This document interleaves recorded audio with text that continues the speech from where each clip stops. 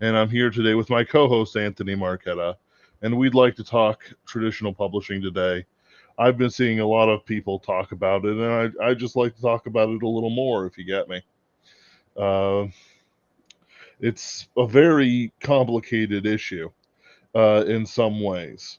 Uh, Anthony, how are you doing today? I am fantastic. I have it's not a new keyboard, but a piece of it was missing that I just replaced, so I can finally use it again. A Excellent. keyboard with clacking keys like a typewriter. It looks really stupid, and it is functionally no different than a regular keyboard, but it's one of my favorite things that I own that's like not actually practical. Excellent. The reason why I asked you that is as much for personal checking up with you as it was to um, provide a baseline. Because quite frankly, most people in traditional publishing are not doing so well, not so well at all. This may come as a shock to you. No. Yeah, Uh, I'm thinking right now because, like, we do need to kind of discuss the terms of the discussion. Because if we're talking about only trad pub, then the discussion is going to be tinged with a lot of contempt. oh yes, and they deserve it. The reason why I call it trad pub is how do I want to put it? The definition I'm using for trad pub, and that I will be constantly referring back to, is pretty simple. Trad pub is the old way of publishing things, whether large press or small press. The trad pub paradigm is a certain mindset, way, business expectation that is not the same in it. Excuse me, I just woke up from a nap. Is not the same for the indies. Yeah, it's like one of the discussions has been what exactly do publishers offer nowadays? And I think a lot of people really don't understand Mm-hmm. how little publishers offer that we can't do anymore. Because when I was first years ago, and I would have been like a early 20s, right? Yes. First, like looking into the industry and breaking in and trying to break into it. My thought of what a publisher did was like, would you want a publisher as opposed to self-publishing? I had books that looked into self-publishing in the what people don't remember is that in the very, very early days, the advice was don't self-publish unless you have like a marketing machine behind you. It's really not Yes. gonna, or you don't care. It's not gonna work. And this was correct advice, like 100%. I'm not bashing these early books. They were correct for what it was at the time. Amazon changed everything. The Mm-hmm. Kindle changed everything. And then what happened is like when I was working with presses and things, if you had asked me why do you want to get published, I would go, well, it's really for three reasons. You want a cover, uh, you want an editor, right? And you Yep. want your book to be marketed. Those are the three reasons you get published. Then I actually like started working in the industry and talking with people. And one of the things that was shocking to me at the time, and that people are now starting to realize, is that publishers don't market. Like they never have. That's actually just a misconception. It always Right. was. Trad Club does not market. Even small presses, like you will find, because they're running independently and they can do their own thing, you will find some small presses that market, but that is neither the norm nor the expectation. Like, you are not expected to market as a small press. I'm not going to say who it was because it's people who we know and who we're friends with, but you know who it is. They Mm-hmm. ran small presses and they were shocked when I was like, so how are you going to market the book? It's like, no, you're marketing the book. That's one of the reasons that we're hiring you. You have a book that you can market, right? And I'm like, well, I wrote the book. And it's like, yeah, Right. you market it. And then they would be like, and not only do you market it, it's like you realize, and this guy was talking to me, and he was absolutely correct. Like, I'm not saying this in a negative way. I'm not saying he did anything wrong. Right. But oh, hey, you got the game that Eye Patch Wolf was talking about. I didn't even watch his video. It looked Uh, interesting. yeah. Anyway, sorry, I forget. Whatever. Anyway, And like, I'm not mocking the guy. I'm not criticizing him because he was correct. I was ignorant about the industry. He was like, no, I don't market. Like, that's not what you do. Like, that's not what the publisher does. You market. And predictably, as a result, because I didn't know what I was doing, like, the book bombed. Obviously it bombed. Nobody was marketing it. I didn't know how to market. I was too young at the time to really, like, now I would do things differently. I have regrets with it, but that's whatever. It's over now. Like, he didn't market it. He didn't do anything because, like, that was my job.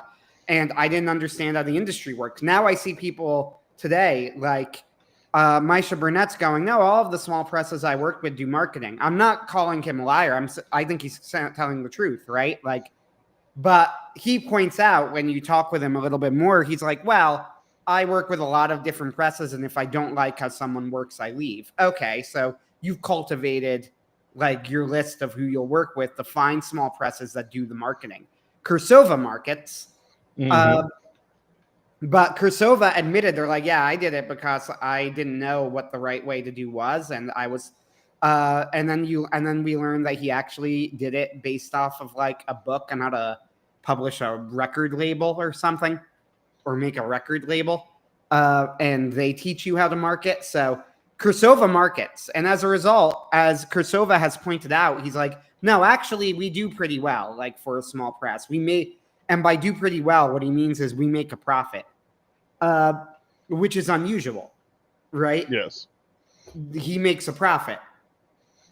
Part of the problem, though, is like, what are you expecting? So the thing about the writing industry in the modern day is you can make a living off of it, but once you learn how, you probably aren't going to like it.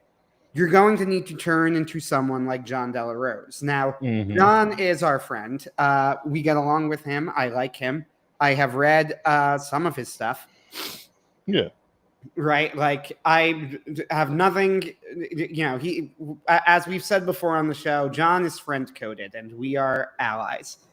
With that said, I don't want to be John Delarose because John Delarose has turned himself into a personal brand. He's done a great job of it. I'm not saying it was the wrong thing to do. It was clearly the right thing to do for him. He's very successful, and he has the personality for it. He has the personality for it. I also remember when John broke into the scene, I'm pretty sure that he was red-pilled so hard by the left that even though he is like ultra delta, he acts like a sigma online, which is really funny. Basically, like the left convinced him that not to give a shit about anything that they think ever. And at first, this really hurt him, but then he embraced it. This is apropos of nothing. I just find that amusing. Basically, he's a creation of the left. Like, why is John like this? It's you. You did this. Anyway, this is neither here nor there. Like I said, John's our friend. I support John. So anyway, like if you want to do that, if you want to turn yourself into a brand and you want to like write a lot, because John writes a lot. He publishes multiple books a year. Probably between 4 and 6. If I'm not checking, but like it's something like that. 4. Yeah. And it's doable. Like what John did is absolutely doable. You can do it. I could do it if I wanted to. Right? Like, but I don't want to. That's the problem. I don't want to be like John. Okay, so what are my options? Well, the other option is get extremely lucky. That's not really an option. And as I've come increasingly to learn, even then that's not an option, because what it really means is take the ticket, right? Yes. Which is simply never been an option at any point. Okay, so I don't want to take the ticket. Get extremely lucky is not a viable career path. So now what? What can you do? Well, I think what needs to happen is unless you want to do that, which again, I'm not telling you not to. I'm saying it would work. but it would require you to write many books a year, be online constantly, and market yourself into a brand, right? Okay, but you don't want to do that. Well, then you need to recalibrate your idea of what success is. Yeah. Uh, Honestly, that's what it means. I have made peace with. I actually have for years, to be fair, because this was always like the advice with writers, even back in my 20s, like a decade ago, Uh, but I've made peace with the fact that I'm not going to make a living as a writer. Okay, yeah, that's fine. But does that mean that I am stuck with going like, well, I'm just going to be a failure as a writer? No one is going to read my work. No, I don't think that's it either. Um, my idea of success, if I were to publish a book that made $5,000, say, that would be considered a failure in TradPub.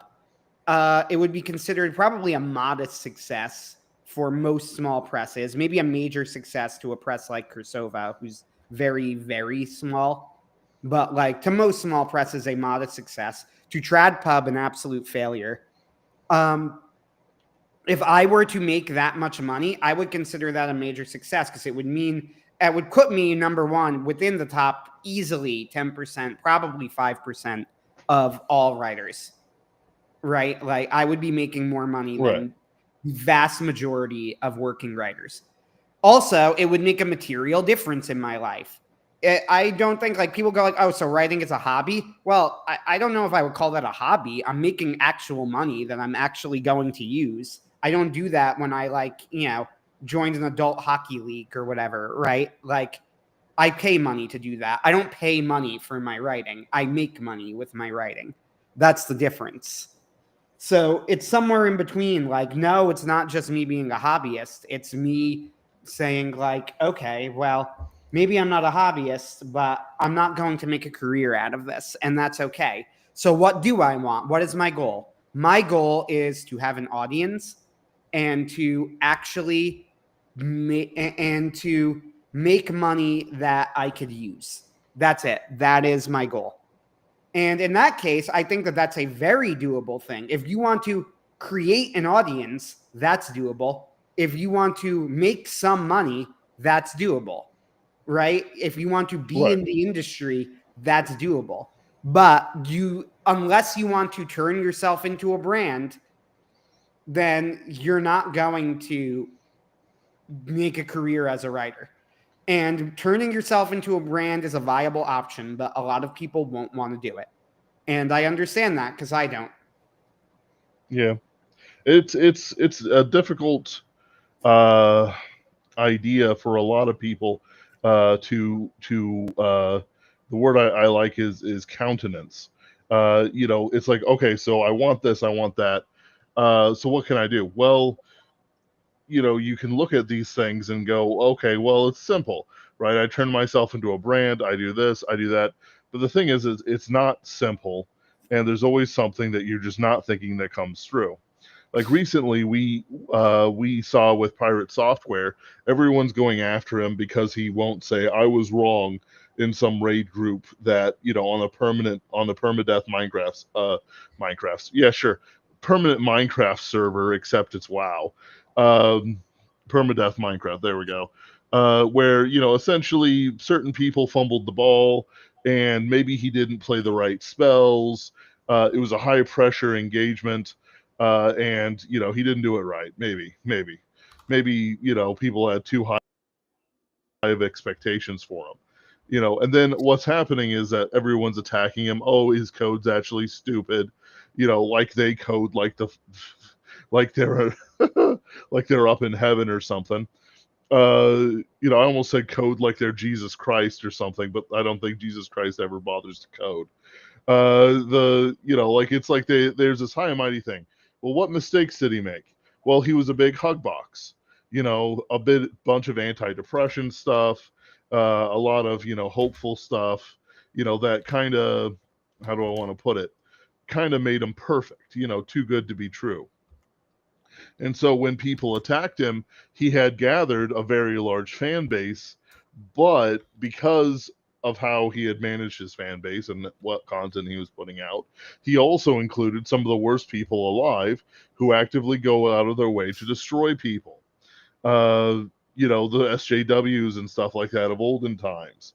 You're not perfect. Huh, he made a mistake in a WoW game. Oh, he's actually the worst ever, and he won't say he's wrong. His code's bad. Stuff like that. When in reality it's nothing. It's stupid. You know, but at the same time, it feels like he was like from his responses is that even though he took precautions for his identity and other things like that, he didn't actually take precautions for strategies that is the air that Vox Day and John Della Roz and even minor figures like ourselves breathe. Like we don't. Somebody says something to us from an SJW perspective, I can't even recall it. It's water off a duck's back. Others laugh, others attack back. But point is that like even though I wouldn't say Pirate Software was a soft target, he was not a prepared target for what these absolute locusts could do. And that's what's going to happen. How many times have I've read some woman or some softy guy, oh, it's slight criticism. Somebody I don't respect disagreed with my opinions. My life is ruined. I'm going to destroy what I've built and go into hiding or something. And there's J.K. Rowling smoking a cigar. Hermione was white, actually. Screams desolation. Yeah. And she's as milquetoast as they come. But like the reason why I brought that the thing up is because it's like there's an expectation among writers for a certain amount of fame, except and people like, oh, I just want to write the stories.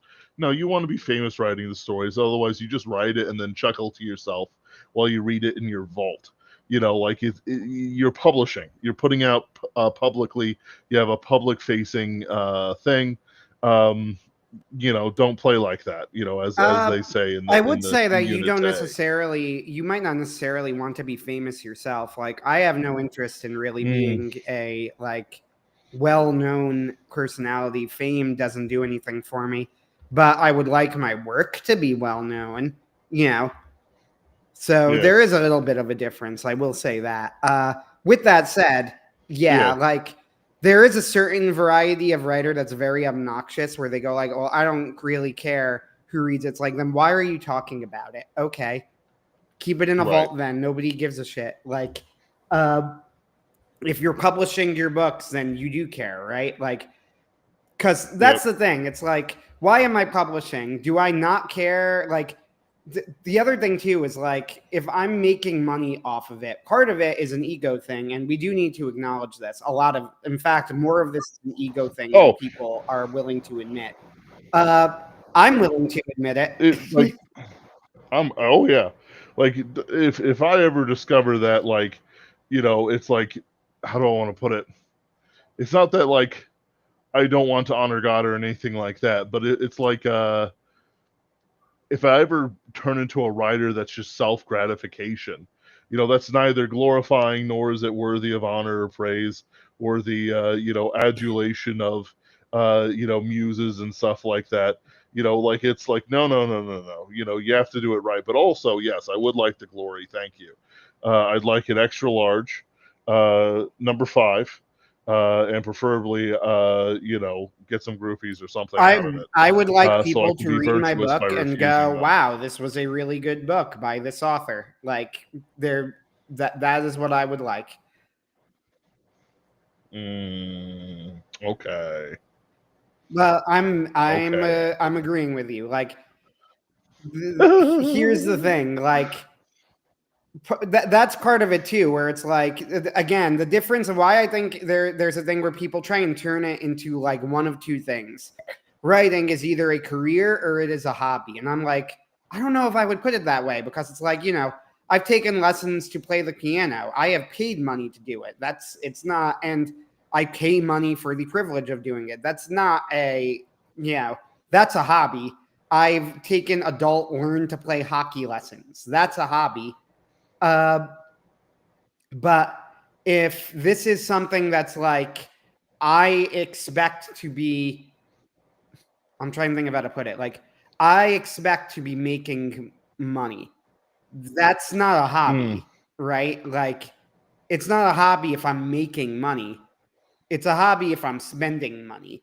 And if I'm doing writing and the writing is only costing me, then I would consider that a failure, right? Like, right.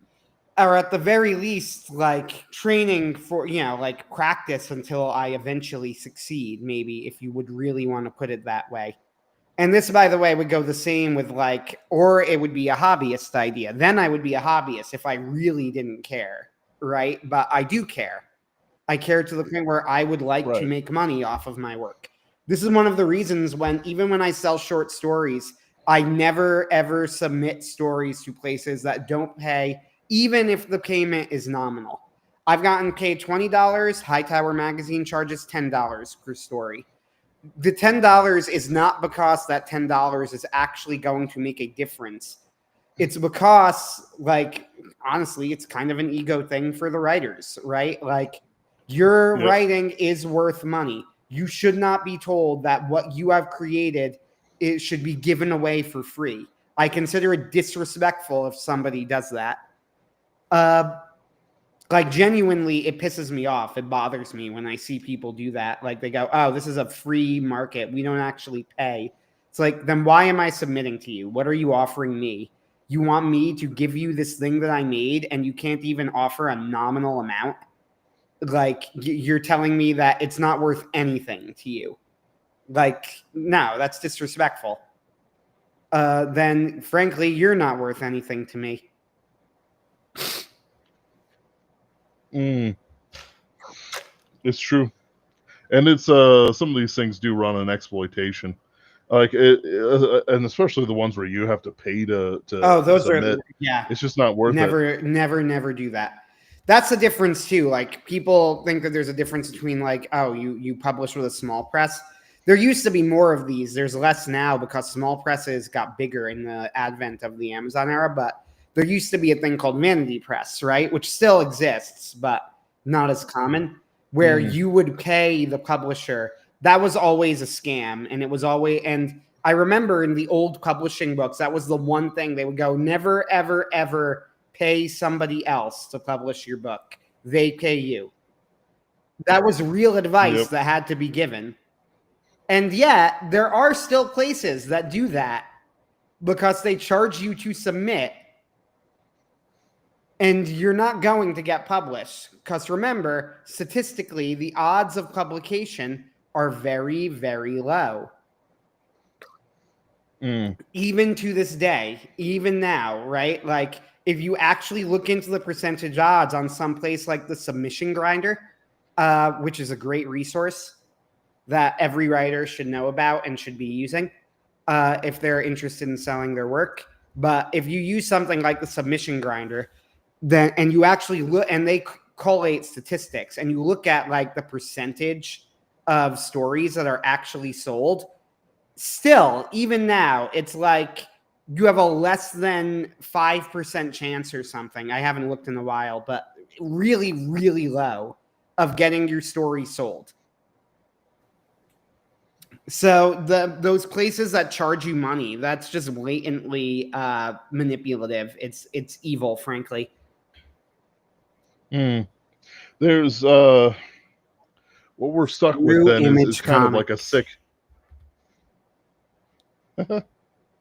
I don't know whose Image Comics is, That's but in the '90s, a bunch of creators left Marvel and started publishing edgy grimdark stuff that then exploded and like was really popular for a while. Rob Liefeld published with them. Yeah, oh yeah. I know what you're talking about. Guro fests and yeah. whatnot. But yeah, with chat. Hello, Bradford Walker. Hello, Macular Maxis. Alex Wisner. Pretty sure Image Comics makes you pay to submit. let's just go over the comments real quick because they're talking about it. Uh, Merg says, I would think that a publisher could help getting your book adapted into games, animation, music, movies, but it looks like gentlemen prove otherwise. It's true. John's a successor to Jeffro in the best and worst ways. I don't know about that one. I think they're in different lanes. He also farms Vox Day a lot. Vox Day just has aura, as the kids say. Uh, let's see here. What I fear is what John did to succeed is the only viable option for a lot of folks, which is going to rub a lot of writers the wrong way. Merck says, I'll say it again. Larry Correa would not be able to survive in the current era by virtue of his writing quality alone. Well, he's actually kind of a preview of indies in a way, because a lot of what he published was first on the Bane forums rather than on a quote unquote, proper, submission thing. So he was a known quantity by the time he started publishing Monster Hunter International, and he had a built-in fan base in the core group. He's fairly Praetorian Guard to Bane until recently, if you get me. I do get you. Until recently. Bradford Walker, knowing the right people is not viable. That's ticket taking with extra steps. Yeah, there's a call for it in some places, but quite frankly, it's not the same when it comes to art. I think Vox Day, maybe John. It's his ability to. I don't know who his is.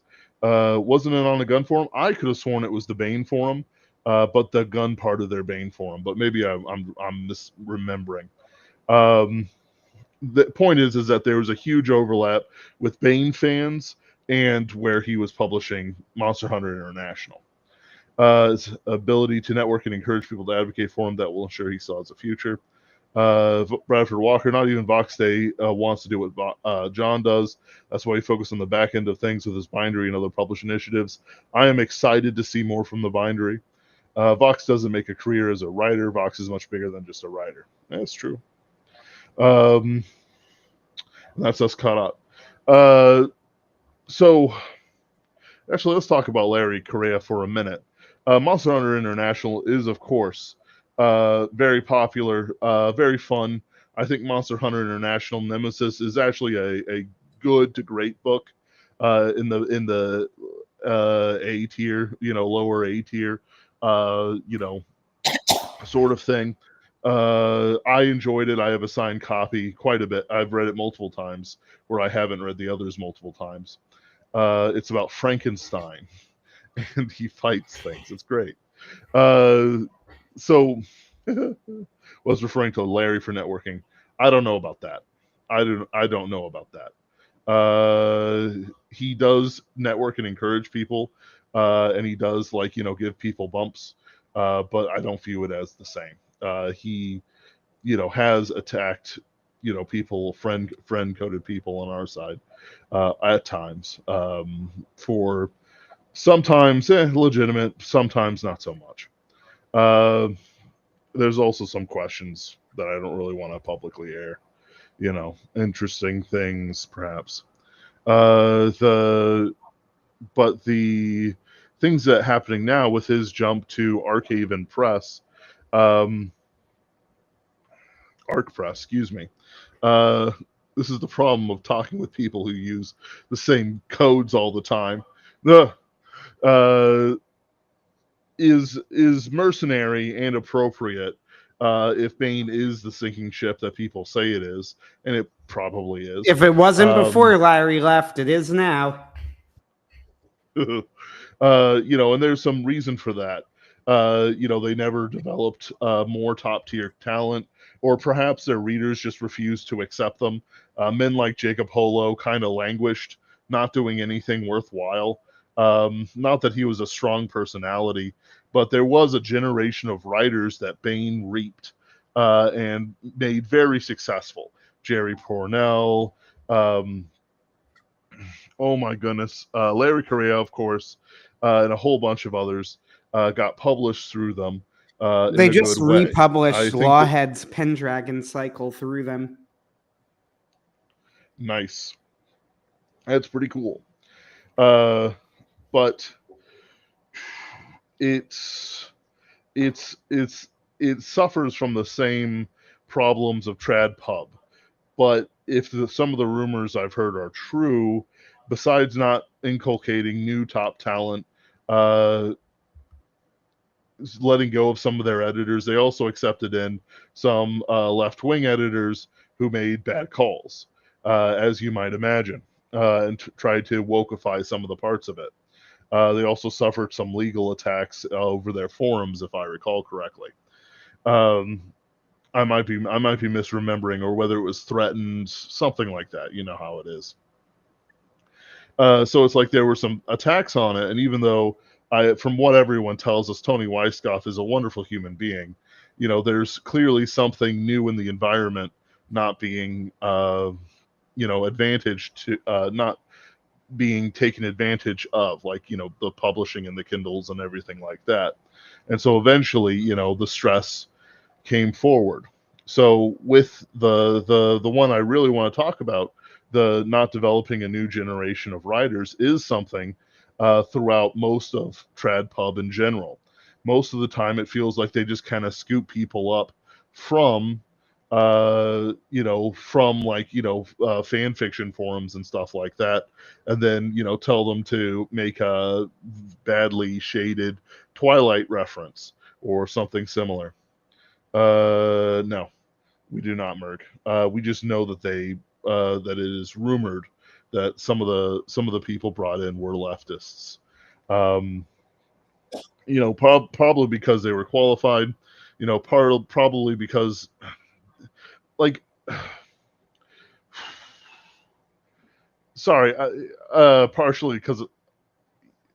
Okay, so post World War II in Vietnam, there was a soldier generation that was very interested in the arts.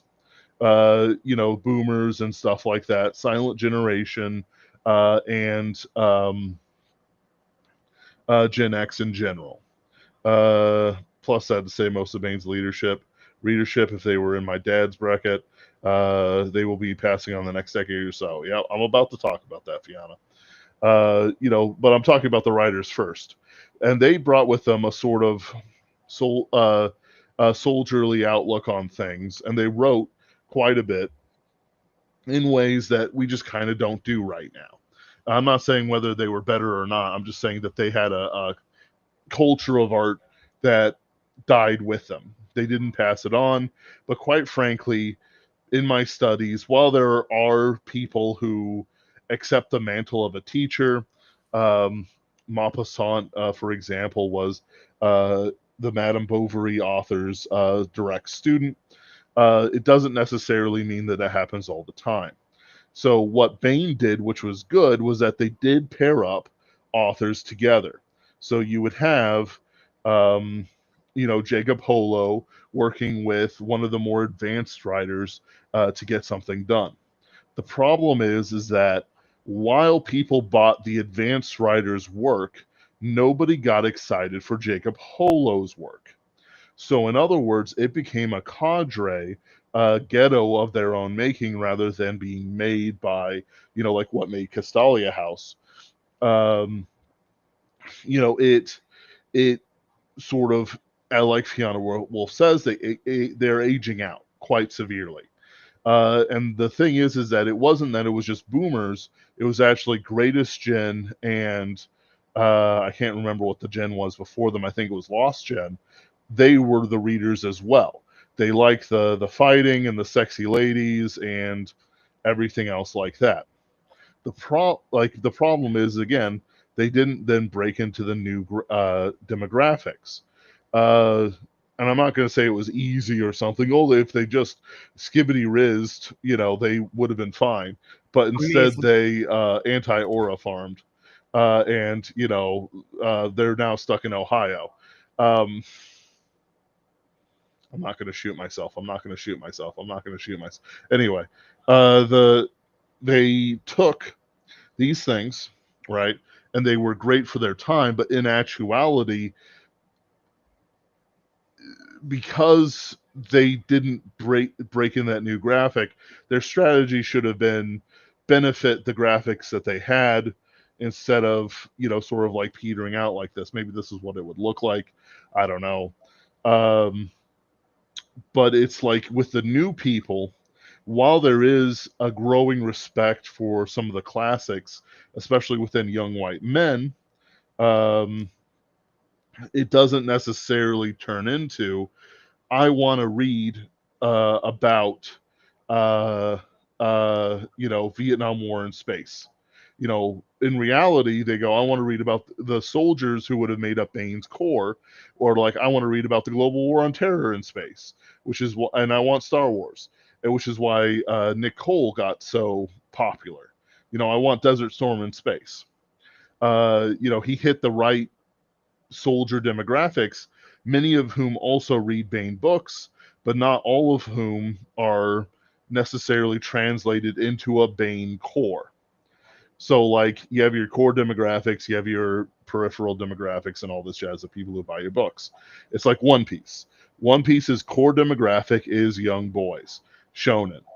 But it is well known that One Piece has a large women following, older women following, not shojo's, seinens. Um, I think it's seinen. Point is that like it's demographically what they would call older women, like 25 plus. And I've seen some. There's one YouTuber I follow uh, who's absolutely thirsting for Sanji, and I think that's so it's like, is would One Piece be correct to change itself for its women graphic? Well, actually, they liked it for itself, Sanji and all the other handsome men. uh so if Oda keeps doing what he's doing, he actually keeps his peripheral demographic. uh with uh with Bane and other things like that, who have a target demographic, they have to break into the next generation of that demographic, soldiers and military type people. Um, and I'll talk about that in a minute, Merg. They just never caught on. Partly because a lot of their stuff is of the old fashioned. They're more like Jerry Purnell than Nick Cole, even though Nick Cole and Jerry Purnell, you know, were alive at the same time. They read each. I'm sure Jerry Purnell. Well, I don't. I couldn't say that, but I know Nick Cole definitely read some of Jerry Purnell, or at least it's reasonable for me to say. I'll put it like that. So that failure is what really brought it in. Bane had a core, grognard group. They couldn't capture the next generation of veterans, so they're having troubles. Uh, Wargate, yeah, but like the global war on terror guys are at most 40, like 40, 45, 50 at the latest. So he still's got like 40 years to ride the Guat tide for Wargate. Um, they also rode the Pulp Revolution in ways that Bane just ignored. Um, it's one of those things where a lot of things happened that Bane didn't evolve with the time, as far as I can tell. That's their central sales problem. Whatever their culture problems are, and they've got them. Like crusty old guys don't lead revolutions. They don't take space. Uh, Weber killed too many characters in the latest Harrington setup. Things like that offend people. Maybe he was trying to be shocking. David Weber's pretty old. Um, I'm not saying he's a bad guy or anything like that, but he's pretty old. He might just be tired. Um, like I'm trying to paint this picture that they're stuck. There's no growth. Wargate might eventually get stuck, but quite frankly, in all respect to Nick Cole, Nick Cole's probably going to be dead before they're stuck. Or retired. Well, let's say retired. Um, Nostalgia isn't dying as much as people want to say. It's still around, sadly. and it's still marketable. It still gets views. Uh, the the old trad pub went a different way. They had an old group with them in Tor and other things like that, mostly centered around Scalzi and Neil Patrick Hayden, or I think that's his name, Patrick Neil Hayden, something like that. There's a P, an H, and an N in there somewhere. Point is, Scalzi's editor. Uh, you know, a lot of bad calls were made by this guy and other people in leadership. And what they did was, rather than continuing on down sort of the Scalzi route, they pirouetted to DEI, what we call DEI now, SJWism, leftism, wokeism, um, stuff like that. Uh, and partially because NPH and Scalzi are diehard leftists, but also because they figured that's where the marketing was. Go woke, go broke. Doesn't matter if you can print infinite money or you've got a daddy keeping you alive. They also switched over to different things to make money and make insurance on their books, namely things like um, uh, insurance on published books that don't sell, and then they sell it for pulp. So they get money for books they never sold, but they sold it to themselves to get bestseller status or something. But the thing is, and this is where I'm going to step into controversial statements for our groups, is that they Um, did have um, bestseller science fiction novels that had cultural impact. The biggest and most notable is the Three Body Problem. But there are others, because Three Body Problem is Tor, right?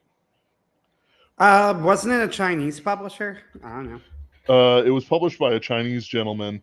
Uh, Three Body Problem. Just a second. I'm Googling Three Body Problem Publisher, which And then I've we'll see. read, by the way. It's not a bad book at all. Right.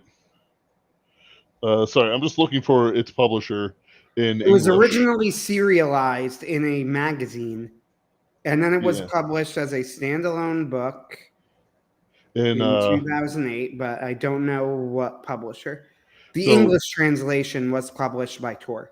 right. So Tor pivoted. Black Company is Tor now. Uh, Tor pivoted to stuff like that. Thank you, Fiona. To stuff like that, so that they'd remain relevant. They did. They did. Audiobooks, printing, and now a movie. Ender's Game was Tor. Yeah, Ender's Game still is actually a big earmark on their publishing, which I think is funny because of how much they hate the author. Uh, they pivoted to these people so that even though much of Tor is slop, with the fact that even if they sell 1 million books, they and don't sell them, if you get me, they can pulp them for the money back. They actually are bleeding out a lot less quickly than people understand. Um, Tor hid there pausing for a long time before going mask off in the last 15, 20 years. That's right. So with successes like the Three Body Problem, which I haven't read, I am very uninterested in Chinese literature, but um, I I enjoyed should it. read it. I should read it, but it's important enough to read it. But what Tor also did was, while being propped up with things like the Three Body Problem, which were of course easy Hugo wins as I understand them, they also promoted N.K. Jemisin and other. Um, I don't even know how. There's no way I can talk about N.K. Jemisin without being derogatory, so I just won't. To win awards, um, they like they promoted their politics while also making good decisions for new talent coming out. Uh, it's Bradford Walker brings up links to Hollywood and global satellite offices. That's right. That brings them in more money. So even though, sure, in a vacuum go woke, go broke, but in reality they have so many support systems going on, they can never actually go broke unless the entire system collapses. um NK Beyond Nihilism. With Tor's strategy of bringing in this new talent but also like keeping up their ruinous policies, uh it sorry, it's hard to pull out the thought because I know what I need to say. I just saying it logically is difficult. With this new thought, they're actually surviving way beyond what they should. You know, they had the same problems as Bane, but they found and had the resources to kickstart. And I don't mean kickstart the Kickstarter, but you know, just to kickstart their strategy. So with a bunch of the movies and stuff coming out, it's making a path that exists that only a few authors can take, but does legitimately exist. I was looking at some other things recently, and I came across a video on the silo, which is about people maneuvering within a silo doomsday shelter. I hear it's very good, or better than Apple normally puts out. That's probably a more accurate thing to say. And also, there's other books and novels that have become um, movies, even good movies, like the Natalie Portman Alien Encounter movie. I forget the name of. Uh, it's it's frustrating because I actually see the book. It's just the spine is turned away from me, so I'm stuck. Uh, that where novels gained a certain amount of mainstream success. So what I'm trying to say is that dooming is not an option, and that sadly there is still a legitimate option in TradPub, um, which is disappointing to say. You know, I'm not dooming, I'm not blackpilling here. I'm saying that there have been authors who have received movie deals, sold copies, pride of place, and quite frankly, looking at descriptions, looking at what they've read, what they've written, they actually haven't become as woke as is probably the image in your head. Oh, excuse me. So what I'm saying is that like even though no right wing person should really apply to TradPub, if options are given, a strong consideration should be considered because there are legitimate rewards and they don't seem to be actually selling the soul of some of these individuals. Now, don't get me wrong, you know, you're not going to be Harlan Ellison here, but you know who was at like the more I research into it, the more I actually see a bunch of sci-fi Annihilation. Yeah, the Portman movie. That's it. I enjoyed it. I thought it was pretty good. That bear crocodile thing with the vocal cords of a woman it ate. Yeah, that was terrifying. That was actually scary. Like I haven't had. Anyway, I can't think of it. It's terrifying. Uh, Bears are bad news, guys. So it's like they're like. So if you're giving a Rukio deal, go for it. Yeah, to a point. Like Rukio, I don't know the inside baseball of everything he's done, but he was working for Bain. He got published. He left Bain. He got another editing job, if I'm recalling correctly. And then he left that when his books got really big, quote unquote. To be fair, while friends like Corey read them a lot, and I actually got books signed before Corey because I was a little bit annoyed at Corey, and so I did something to tweak them. I have two signed Rockio books. But the thing is that like looking at Rockio's work, he's kind of not done anything beyond the books. Like it's, you know, he's still in a holding pattern, and if they sell, more power to him. But it's something, you know, like there's like Richard Fox is another one, Larry Correa is another one. There is money bags being given out. He's doing self publishing now. I could have sworn he was not Tor. Who was he with? He was being published. Daw. Anyway, point is that he's making money, but he also received funding from proper publishing and whatnot, and it pushed him beyond what you might expect from indies. I bet he could have cracked the 500 to 600K if they hadn't limited the number of copies. Yeah, but it's really big books. Like, unironically, if you stack the main series of novels and drop them on anybody, that'd be assault with a deadly weapon. The short stories, yeah. And it looks like he might have had a special deal, because normally they don't let you publish short stories like that. Let's see here. Yeah, no, he published the sixth novel in his series, April of 2024, and we can expect another one in November. That one is through Bane, but the next one is through Daw, which is strange.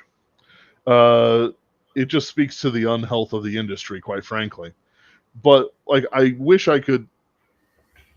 Okay, I got it. The entirely negative stereotype of trad pub is not necessarily the true reaction to what goes on, and that sometimes things get through, and more often than you think it does. While trad pub is making mistakes, serious, deleterious mistakes, they are smart enough to be able to maneuver both new authors and their political authors, we'll say, into positions that don't make them lose as much money as as people think they're losing. Three Body Problem, for example, sold incredibly well, and it probably put them in the black for a decade, unironically. When the movie comes out for Three Body Problem, there's probably an uptick in sales. Obviously they're not going to make the Monster Hunter International movie. They're not going to make maybe, they're thinking about another Dresden Files show, but the last one didn't do well. But point is that they still have money to burn. And, almost at this point, I view it as like they must be. My conspiracy theory is that they're receiving money from the government to hide inflation. Because if it burns up in an Amazon show, it'll keep inflation down 1%. There we go. That's my deep conspiracy theory. I've solved it, guys. I've solved it. But so, like, when indie publishers talk about these things, yeah, it's unhealthy, it's bad, it's got all kinds of problems, but they've clearly found business models to survive. And as Fiona Wolf says, they're all starting to Kickstarter more.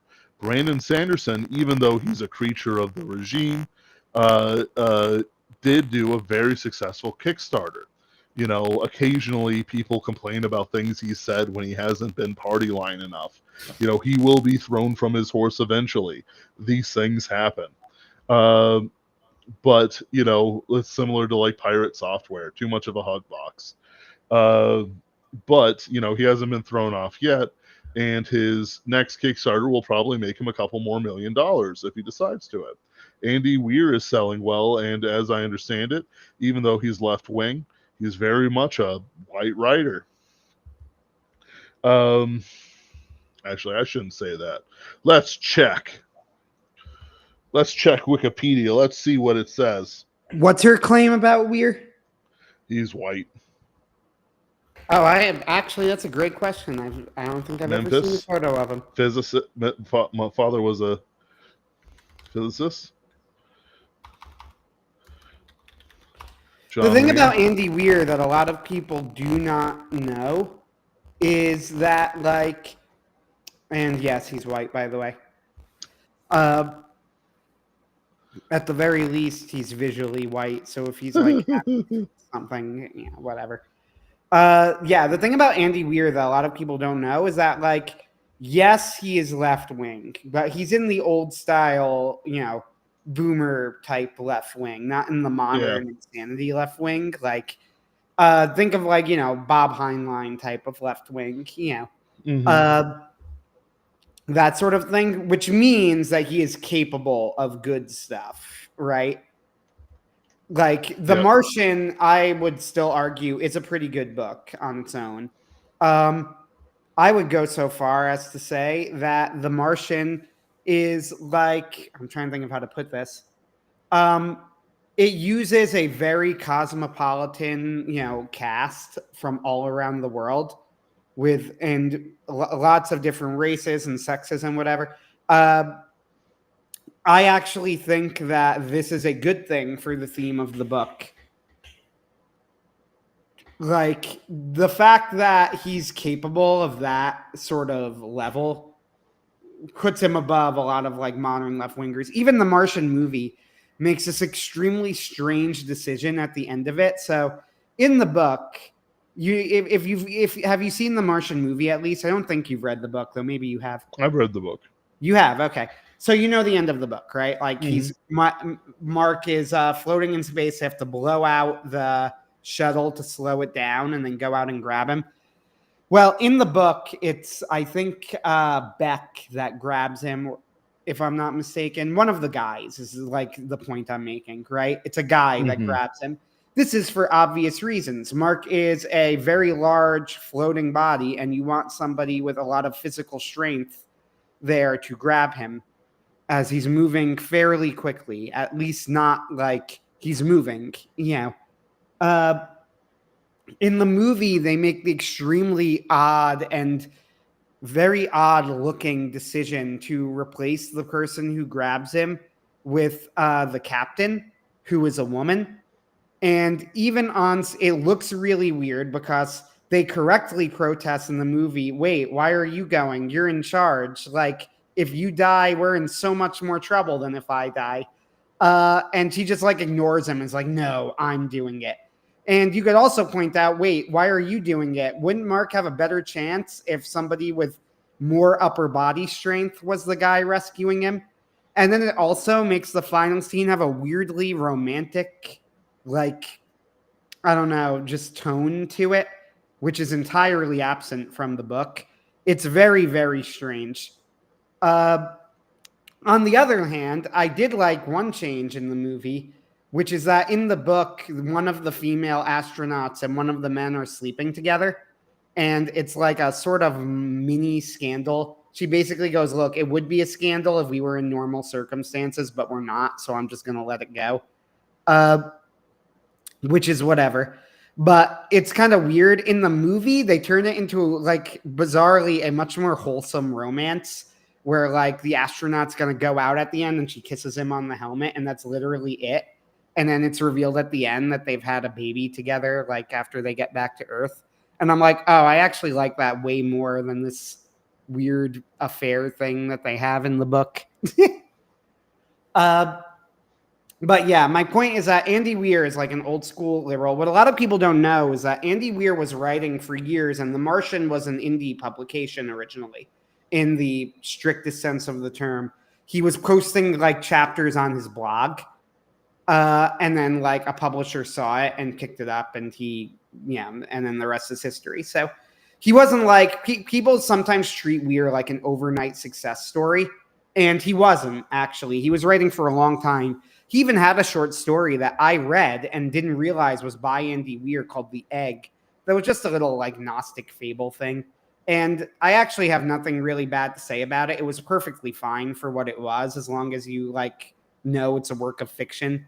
It was just like a guy dies, and in the afterlife, he realizes that he's going to be reincarnating back into Earth as every single human being on the planet. And then finally will, like, evolve into godhood. again, it's a little Gnostic fable. As long as it's recognized as a work of fiction, I'm like, okay, yeah, it's fine. I remember it being kind of interesting to read.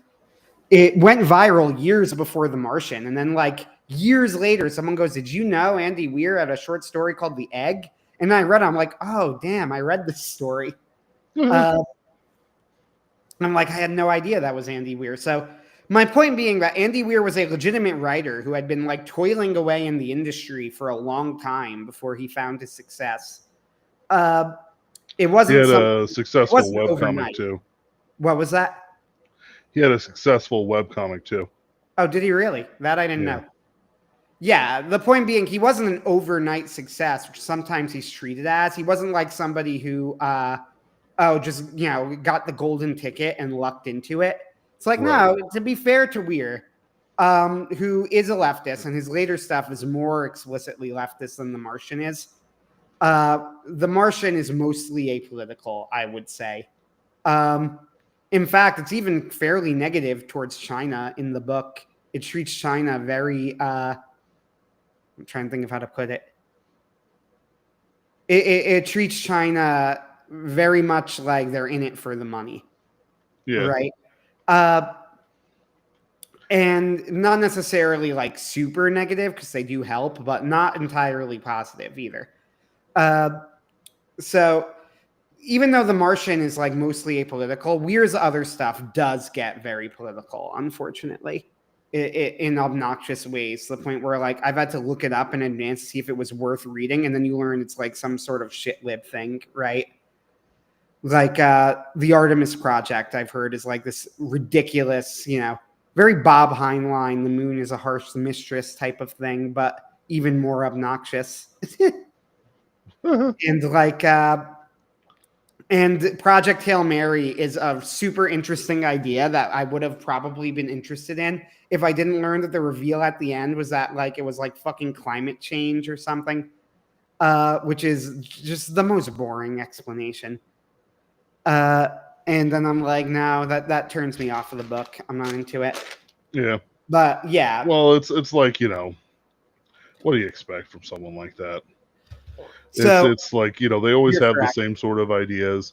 And again, like this is going to sound, I don't know, this might be a little bit something, but it's like I view shit libery as not the same as taking a ticket. Like if they have a very wrong opinion about the climate change or whatever, and they get published, that's just them rewarding friends. Like Scalzi was a ticket. He was an explicit ticket. Sometimes you get to see the ticket receipts, like Mike Pence getting a multi-million-dollar book deal, even though there's no way in hell any liberal group, and certainly not after 2020, any right-wing group would like to read his book or see what he has to say. Excuse me. So it's like, there's levels of tickets, like levels of money and all that jazz, but really a shitlib being shitlib is not taking a ticket. That's just them. Like, I'm not taking it. I'm not like, promoting English supremacy by speaking English. I'm just speaking my language. Does that make sense, Yep. Anthony? Yep. Yeah, like Andy Weir, I don't consider him to be a ticket taker. That's my whole point of what I was trying to say, right? Like that he was toiling in the industry for a long time. He had an audience base. And he had like a genuine level of expertise as well that gave The Martian a little bit of cachet. Mm-hmm. And all of this sort of just combined into a perfect storm for him, that he happened to be a shit lib just worked in his favor for the industry at the time. Yeah. But I don't consider him a ticket taker. If anything, I consider Andy Weir to be fairly benign. Yeah. I mean, he's just a guy. I don't like him. Yeah. But yeah, he's just a guy. Or let me put it another way. I shouldn't say I don't like him because I don't know him. I don't like his positions. Right? Like I don't like what he advocates for, his beliefs. I don't know him. Maybe I would like him. Maybe he's just a super nice guy. What do I know? But I'm trying to think of how to put it. Yeah, I'm not a. I don't think he was a ticket taker. I think he just happened to have a combination that made him luck into the industry right at the moment that he did. Yeah. And there's, reasonable thing for that sort of thing. If you do put in the work, you will be noticed.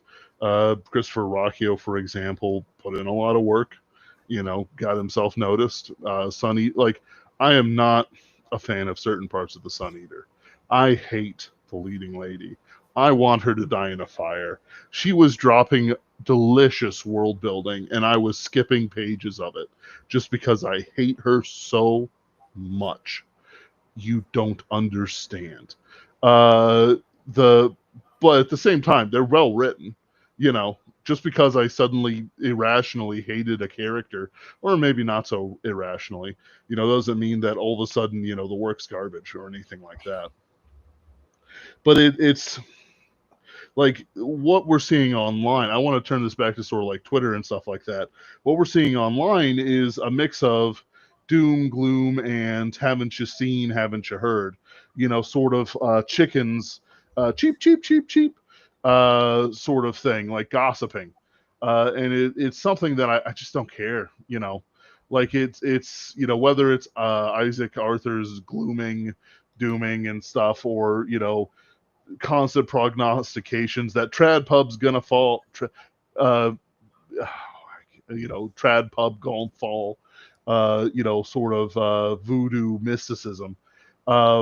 It's clear that there's a different paradigm at foot, that isn't represented by the facts on the ground that we see. Obviously, things like Disney and the publishing houses are being propped up beyond what we thought possible. That the money they have had saved and the money they're willing to spend is somehow propped up better than we know. And I'm sure that there's reasoning for it. I'm not saying that it's mystical, that unlike our currency, unlike myrmidons, they don't come out of the ground fully formed here. But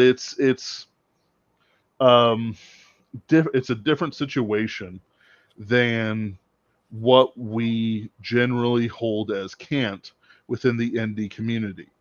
Um, like what we said earlier in this stream, indie authors do need to learn how to market their books.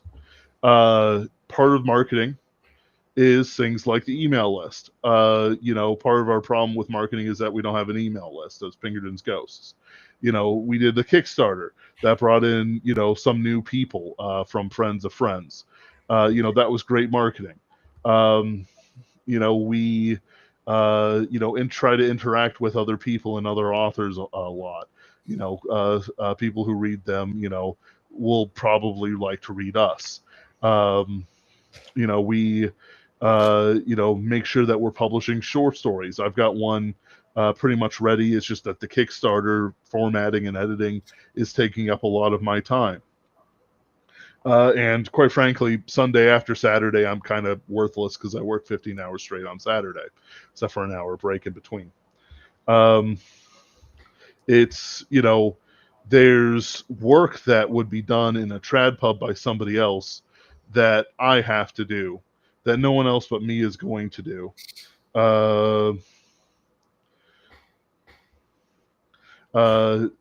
That is unpleasant for the writer to do because that's not how he views his time, right? The writer, the author, does not view his time as something that is, I'm going to spend it marketing.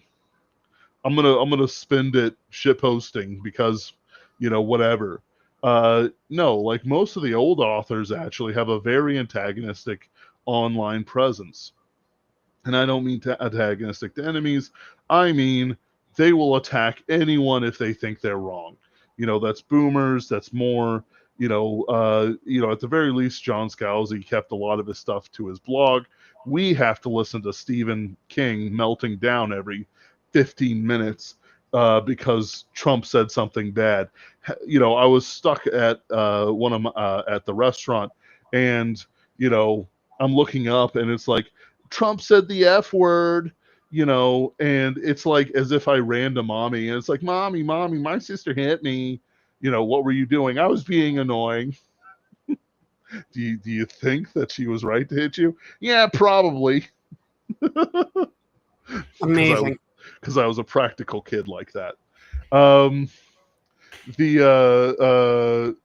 but it's like that's what they are. They download their ideas from certain things. They're libertarians.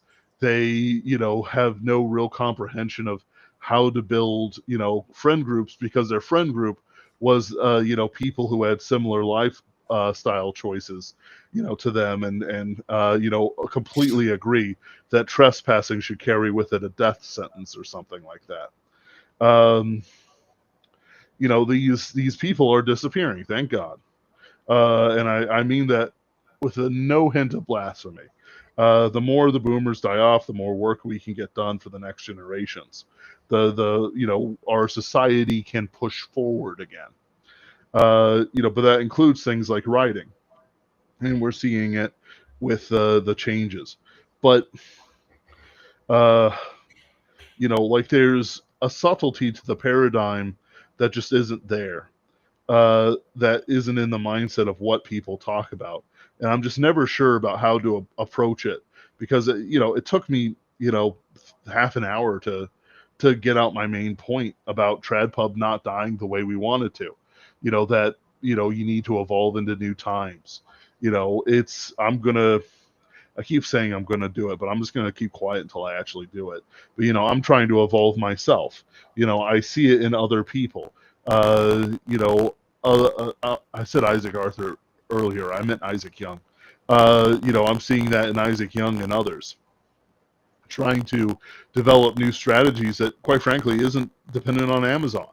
Because from what I'm seeing from some of this stuff, like John Douglas got 10,000 page views from on Kindle Unlimited for Orc City, but quite frankly, was it just a thousand people like reading the first page and going, "Huh, it did actually say Orc City," you know? Kindle U pay per page read. But it's like he's stacking pennies. Uh, royalties. Are you okay, Anthony? I have a stuffed nose. Did not think it Mm. would be that loud. So, an author with a 100-page ebook that was borrowed and read completely 100 times. I bet that read completely is very important. Would earn $1,000.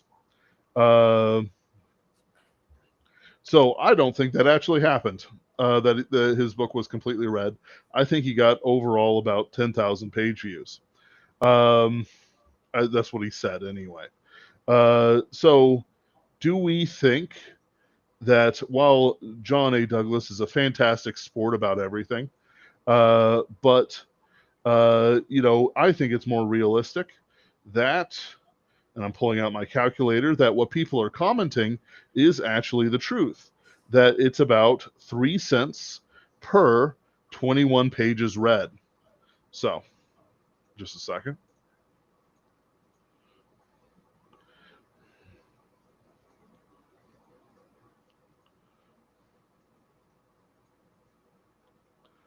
Excuse me. But the thing is, if I run it through the calculations for what they're saying, that's just $14.28. That doesn't seem right. Uh, it's there's mitigating factors. Other people are saying that it's 9 cents for 20 pages. Um, it's what's 100 times 100? A You know, thousand. yes, 10,000. Uh, 100, but 100. Yeah. Isn't it that? uh, Never yeah, yeah. mind. Keep going. So maybe he got his, $1,000 from Kindle. Quite frankly, if Amazon, takes and takes and takes, every indie author I've ever seen that's major on Amazon talks about this. It's like it's it takes something out of it. Like we're calculating pennies, ridiculous, nonsensical. Like pennies shouldn't even be in the equation unless you're starving to death. And even then, swallow your pride and do what the inner city communities do and get to yourself to a food pantry. Like take the welfare for yourself. At that point, because you're certainly not spending it on pride. Pride is a poor dinner companion. There we go. That's a clever, pithy saying. Uh, like it's something to be proud of that somebody decided to read your book, 10,000 times on Kindle Unlimited. And I would bet that some people even bought his book on Kindle. But if this is the scale that indie authors are looking at, there's never actually going to be an indie revolution, which is why Kickstarter and other things like that are so important. I think actually that there's going to be a return to publishing houses, that indie authors will get, like, not purebred indie authors, but like actual authors, novelists, people who want to do more than just get a high score on Amazon money, will in fact go back to small type publishing. I've already seen it with people like Archaven and other things going up, but there's also things like Passage Press and more. Arbogast is part of one. Um, these small boutique publishers that produce legitimate things that are several people working together. Superversive Press was one of those as well in its time. But I think it was early formed, early ripped from the womb, if you get me. Good for its time, and it brought a lot of people together, like myself and Anthony and more. But at the same time, full of the mistakes that eventually doomed it, besides other things I won't mention. Um, Well, yeah, you're mentioning that you think there's going to be a return to publishing houses. There will be, but there needs to be something like, or there could be, let me put it that way, but there needs to be a way that it's done. And there is one thing that a publishing house can do and will need to do, and some are doing if they're going to get authors. They need to do the marketing. They need to do the marketing. Like, I'm being very like, not help with the marketing. They don't need to be like, and we'll give you a boost in the marketing. No.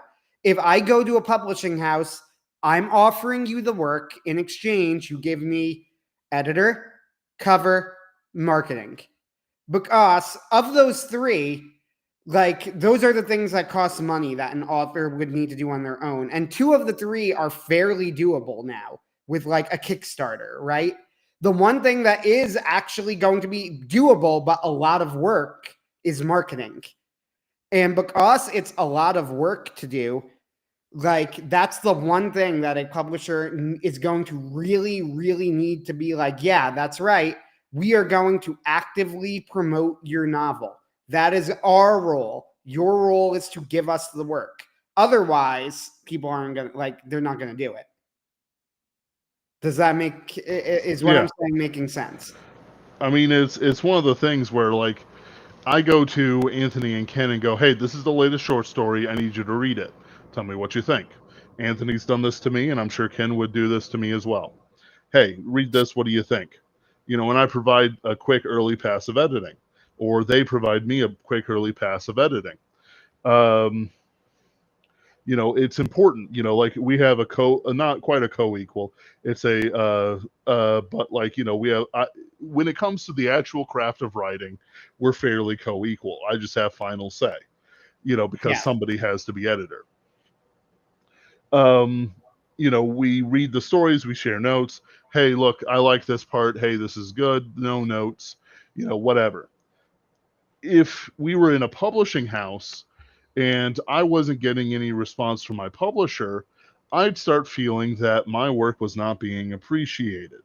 If there wasn't a feedback loop, which there was, between authors and whatnot, editors and so on, because I've read the reports from Jerry Purnell and Larry Niven and even men like No, I just said his name. I can't be this bad. Famously prickly personality. Um, Harlan Ellison. Even Harlan Ellison, would have an editor at times. He wouldn't necessarily have the same relationship that a workman like Jerry Purnell would have, but he'd still have one. But the big bugbear isn't the editing. Any English teacher can do editing. It's not hard, especially if you're not the author. I recently went through my thing with Grammarly just to correct commas, and make sure all my its and it is are correct. And I can't edit for shit. Uh, at least Pinkerton's Ghosts. Um, I had a method, but I haven't used it in a long while. But it's like it's humbling. But quite frankly, I only use Grammarly because I haven't married a woman who knows enough English to edit my work. Because you better believe she's making my dinner and then editing my book. Uh, uh, sorry. Um, I don't know why this is so amusing to me. But it's why'd you marry me? Well, it's because you're an English teacher. Oh, you really like reading? No, I like the fact that you can edit. Uh, I'll never have to pay for an editor again. Anyway, uh, sorry. Mm. Anyway, no, I'm okay. I'm okay. But the big thing that writers don't have access to is the marketing, as Anthony said. Whether or not um, things like The Martian are good enough to stand on their own and deserve all their things is not quite what the focus should be on. Um, the focus should be on whether or not the marketing was set up so that Andy Weir could be promoted. At some point, he was in the right spaces where the right people were looking. And then when The Martian was promoted, it was at every airplane kiosk, along with James Patterson and Stephen King and other people that you would find in an airplane kiosk. Um, Murder mysteries and romances and whatever liberal doggerel they're putting forth today.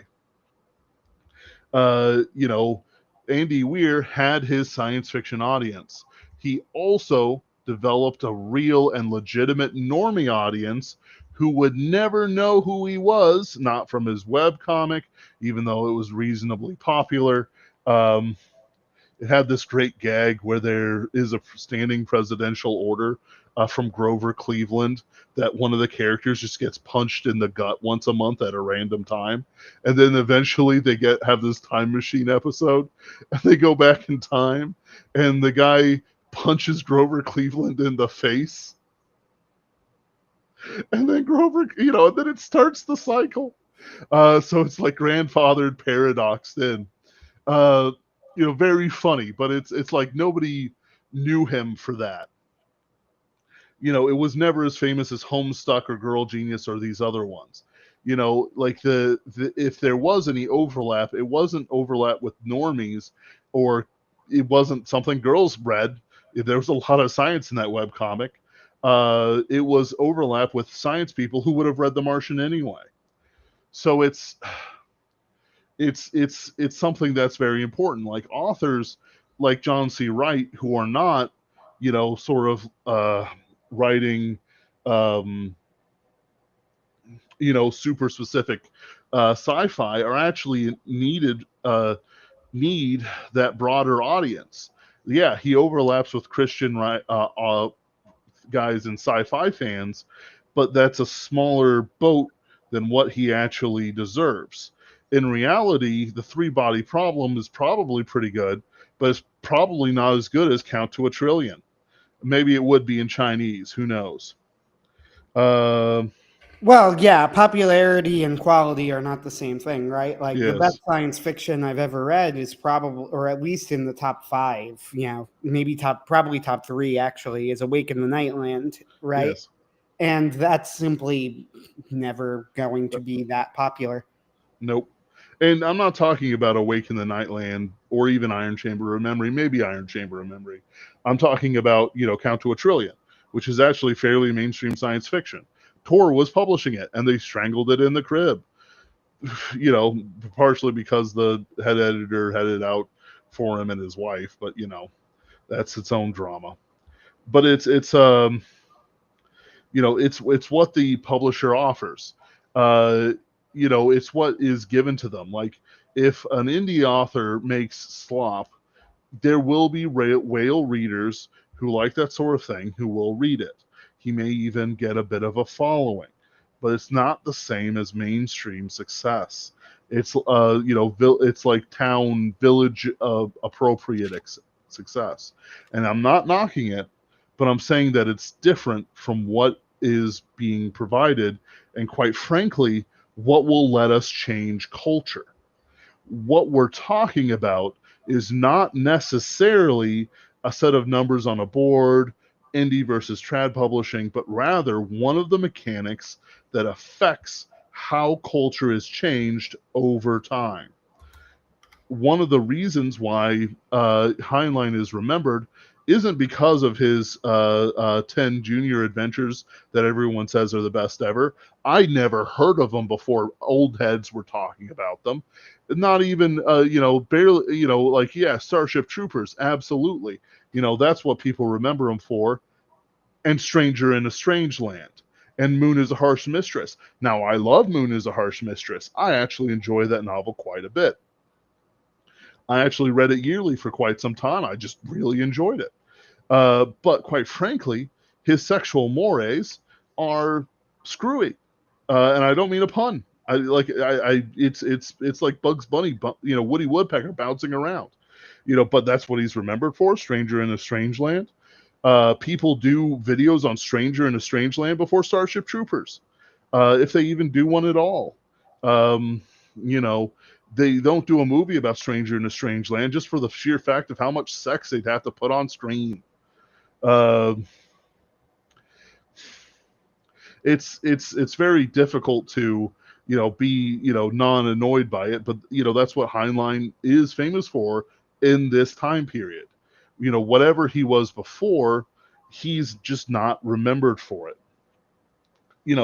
It was beneficial for the powers that be to promote Stranger in a Strange Land. They liked it. It gave them free reign for their sexual mores. But, it also changed the culture. A lot of boomers read Stranger in a Strange Land, and it affected their thinking. How do I know this? I know this because my parents told me about it. Why don't we have this one? Oh, well, it's because it's about sex. And a lot of our friends read it and they started having affairs. Like it's you know the wheel of cultural change is more than the whale readers or the ghetto. It's actually getting something into normies' hands. And even though reading is on a downturn, maybe for the better. I've never agreed with women reading. Have you? Don't answer that, Anthony. I don't want your wife to hear it. But fiance, excuse me. Which, by the way, when were you going to tell me about that fiance? The Sometime after Ken. sometime around that. Wait, what? Huh? Uh, Never mind. We'll talk about this later. But it's you but it's like the loss of reading is fine. Women have always actually just gone for romances. Romances sell very well. Um, they love picking them up, and the werewolves and the Fabio on the cover with the blooming hair and all this jazz. And actually, this is going to sound weird, but romances never changed culture the same way as changing male preference for reading, because I've seen some old archives, and believe you me, there is very little change. Like the only thing that changes is how explicit the romantic scenes are for the women novels. It is I just from some because I used to do a lot of old history research in college. Things don't change. The nature of people don't change. But it wasn't romances that ruined it. It was the mainstream control of these books that ruined it. Um, uh, I I love Superluminary.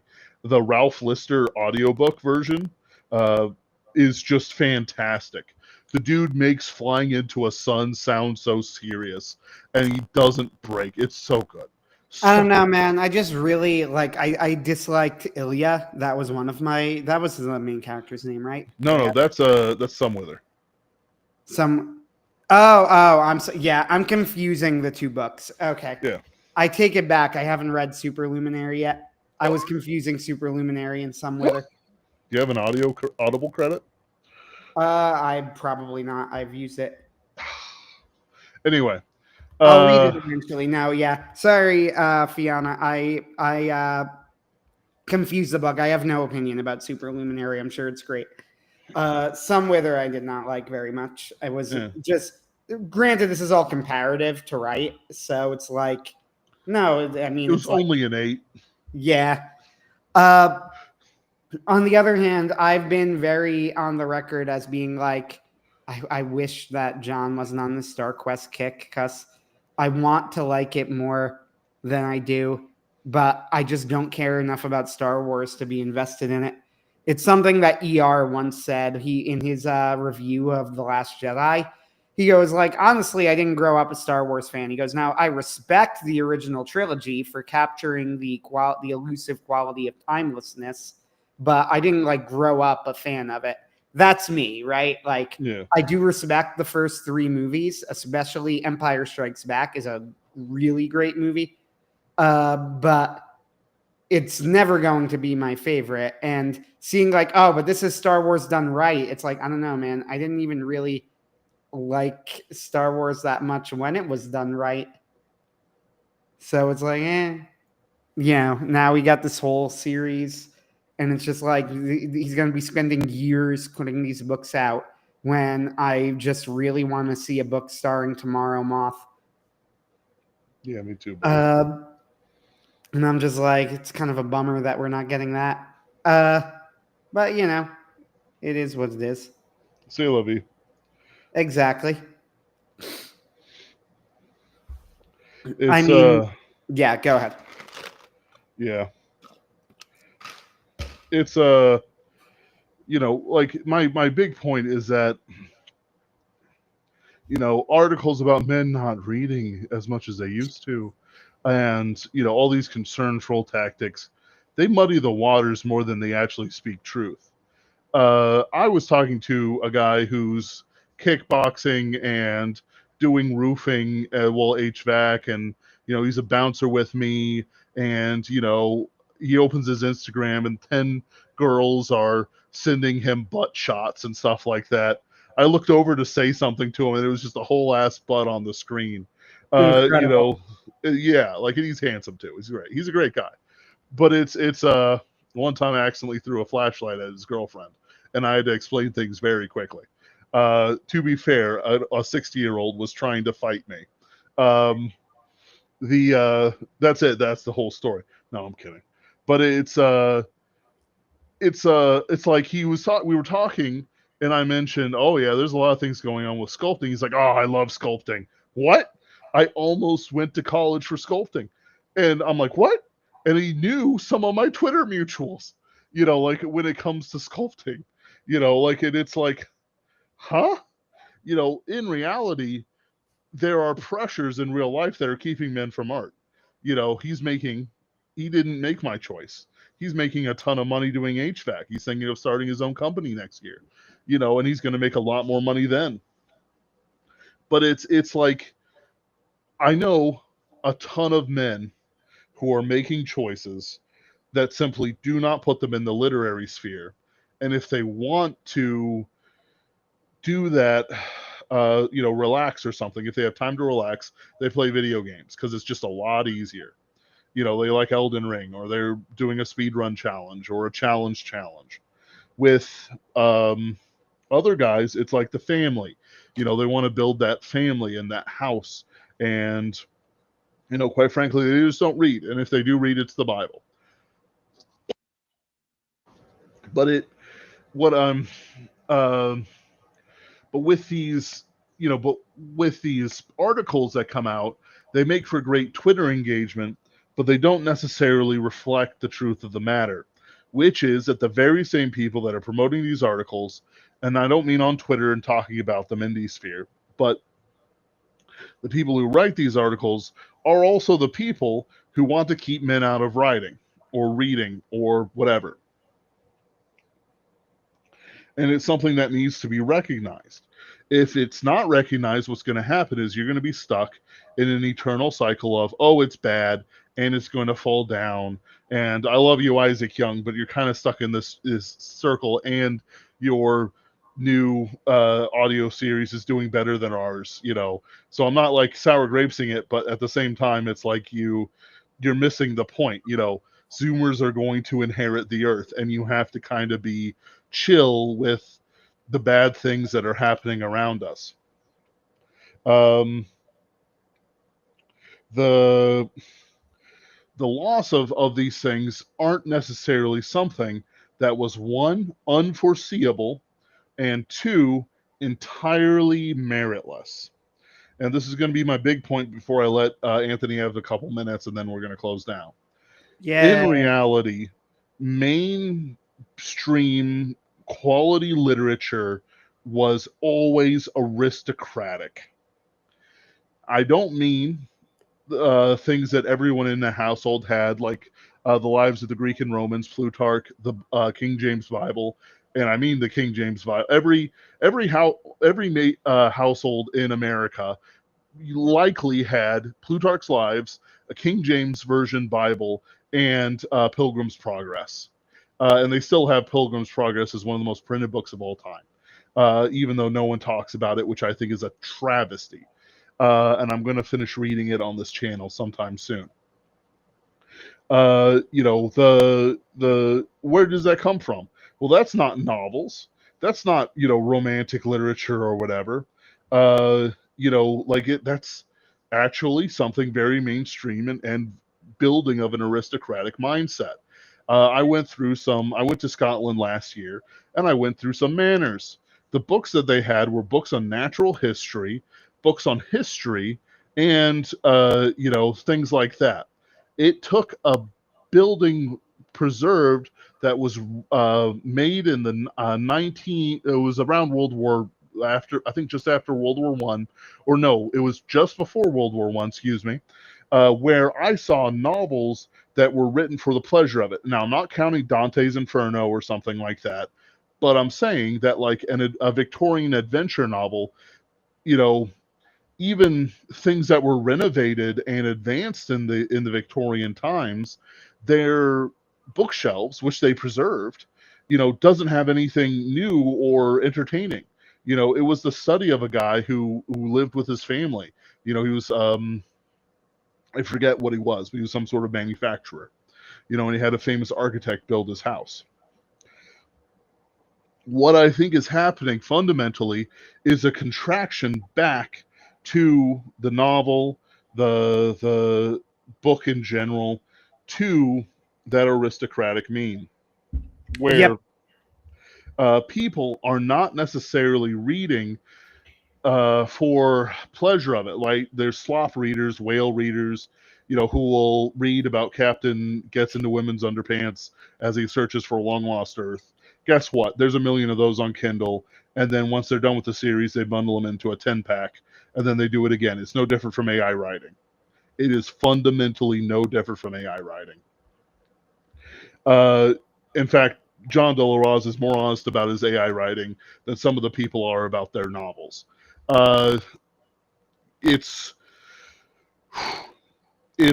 something natural where cream rises to the top.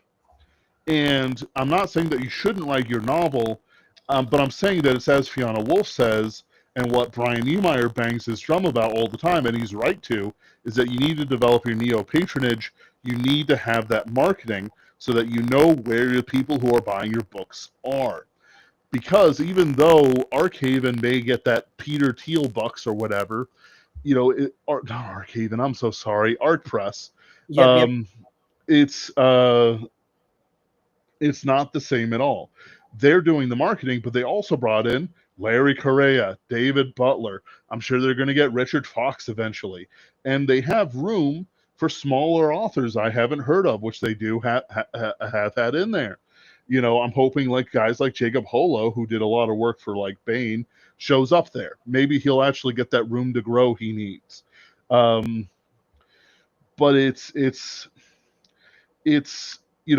not the worst thing. It's just one of those things that has to be considered.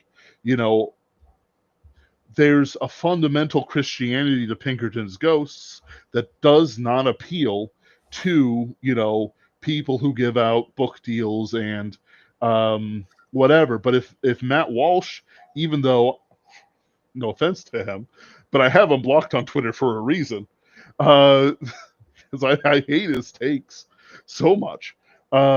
If he shows up and says, "Hey, here's $500,000. Give our people the movie rights," I'm really sorry. I'm selling out. Because it's not like it's one of those things where it's like, how do I want to put it? It's like, what am I standing on principle for? If I'm allowed to basically say Jack's not gay, Sean isn't black, and Jim isn't black either, Indian, I guess. That's fine. It's fine. It's that stages of ticket taking and shit livery. In the end, quite frankly, I'd be happy to see Pinkerton's Ghost to go to a home and I write novels and it's promoted. Oh, guys, we have a new press out. Get on our newsletter. Buy these books. Buy these books. That's fine. That's a living. That's the normal state of publishing. But then with these articles coming out, what people say and all this jazz, you can't listen to it. You can't accept it. You have to remember the history of writing. It was about aristocrats and it was sold to the common people so that they could look into the lives of aristocrats and their horrors and their murders and chivalry, and for classics that are fundamentally aristocratic into the soul of the nation, like King Arthur, because Tolkien was wrong. Arthur is the myth of England. uh, the things like Beowulf reaching the common eye, um, Jane Austen, Pilgrim's Progress, all these things were necessary to control the culture. We lost everything because our ancestors never fought for it or just gave it up to people who said they would take so much care of it.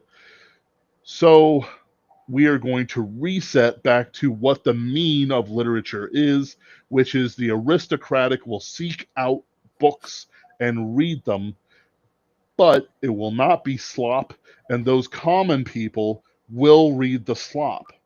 If you're on this podcast listening to us, you're not common.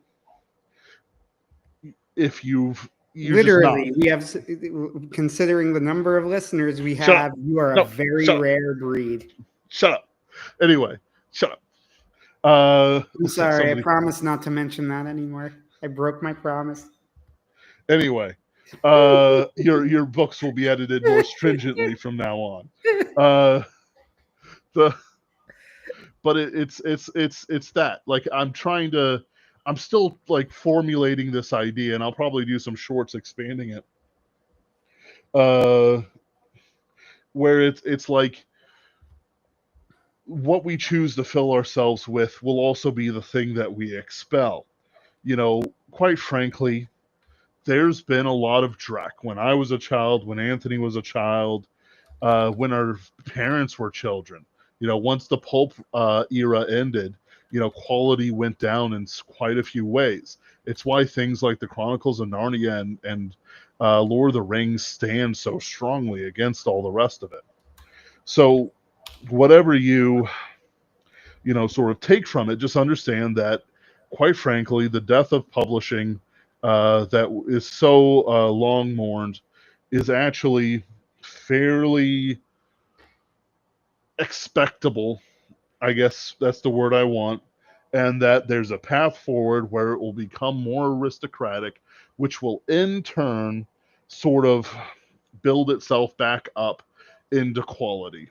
And then later on, it'll crash back down again, because even though pulps were for the commoners, they were quite frankly more aristocratic than people give them credit for. But things like Michael Moorcock and apparently he changed his name to Moorcock. What a disgusting creature. Uh, they subverted things, and John Campbell, even though I like his force of will, subverted things in different ways, and it brought in that culture that we have. But at the same time, it ate its own steam corn and is starving to death. But it's not going to starve to death completely because of the systems in place today. Therefore, uh, uh, we're experiencing an awkward part of the life cycle of culture where new paradigms are being born and the old ones are dying. Long live the era of monsters. There we go. It took me a second to get there, but I got there. That's all that matters. I'll show you what I mean. Anthony, play him out. Yeah, not much to say. The only thing I really wanted to mention, and we should probably have a show on this one day. Maybe we'll even bring John on if he's willing, though I doubt he is because he's way bigger than us. But maybe if he's in the right mood, to discuss AI in fiction. Because I do think it's coming, and it's coming in a way that nobody is going to like. And I'm in a weird place with it, right? Because there are people who always are like, they're very common, like, no, people will be able to tell what's AI. That's like obvious that you don't put in the effort or whatever. I disagree. I think we're going to reach a world where you cannot tell for the vast majority of people. I think that Yes. that's coming for the vast majority of writing, including you. Like, I won't be able to tell. You won't be able to tell. You'll just think it's a book, No. and it will be No. written by AI. I And will always be able to tell. this is a like, I'm gonna continue though, because like this is, to me, people are like, no, we just gotta learn, right? Like it's we got to accept it, embrace it. It's the future. People compare it to things like movable type, like Vox Day did this, John did this, and I'm like, no, but there's a real fundamental difference here, which is that with movable type and word processors, you're still doing the writing. You're just able to get down what you're creating faster. Yep. Like this isn't, you're not doing the writing. If AI, this is why, like Vox has mentioned, I don't know what the vote was. He had a poll up, and I don't know who won it. Like, do you want the last book in the art of the arts of dark and light to be written by AI? And I'm like, no, I want, you're the author. Computer is not the author. Like, I want to see what you write. And then people are like, no, he is writing it. No, he's not. He is objectively not writing it. Like, I don't know what to tell you. Like, he did not write it. A machine generated it. And Vox he is the edited it. editor. Yeah, Yeah. Vox is the editor. I'm not saying this to be insulting. In fact, I think that Vox is doing it honestly. I don't have a moral objection to what he is doing because he is clearly advertising that it's AI. So that's one thing. And B, he is being very clear that it is being trained by his own writing. So it's like, oh, I don't want it being trained off my. Well, good news. Vox is training it off his writing. So I'm not objecting to AI on moral grounds, right? Especially not the way that Vox is doing it. If you like what he's doing, you are allowed to enjoy it. And I have nothing to say that's like, oh, well, you're wrong to. But I don't like it. Vox is the ideal version of what an author should be using AI to do. And I still don't like can it say. because Yeah. I want to read Vox's work. I don't Yeah. want to read a computer's work that Vox edited. I want to read Vox's work. I do also think I think it's going to change, but I don't think we're at the point where you simply can't tell. Because to be frank, normally I could tell that Vox's AI stuff is not Yeah. as good. Like he claims that you can't. He claims it's just cope. I would be willing to admit it. I can only tell you you could either believe me or not, right? Like, but I would be willing to admit it, and I don't think it's as good. I think it's noticeably not as good. There's especially a lot of cope where he like tries to replicate Larry's style and Larry Correa, I mean, and Yeah. I go like, no, that's terrible. That doesn't sound like Larry at all. That sounds like a terrible imitation of Larry. Uh, like, and he's going like, "Ha, owned him," and I'm like, "You really didn't." This actually makes me respect Larry a little bit more. Uh, not It's that I'm on Larry's side no, on all of these absolutely not. issues, on all of these We issues, but we have nevertheless, been very polite about Larry this stream. Very polite. we have the way I will say, and I'm willing to do this publicly. The way that he treats John Della Rose is unconscionable. Mhm. He should be ashamed of the way that he treats John Della Rose. And since John is our friend, like you should be willing to say this stuff out loud. Yeah. I know the history of it. I know how it started. I know like that there were things that I don't agree with that John did, but it's been years and Yep. the way he acts is insane. It's insane. Yep. But yeah, we've been very polite about Larry. But even so, like when it comes to AI, like I don't have a solution for this. I don't know what to do with it. I use AI to work with my stuff. I use it quite a bit actually, but I don't use it to generate the work for me ever.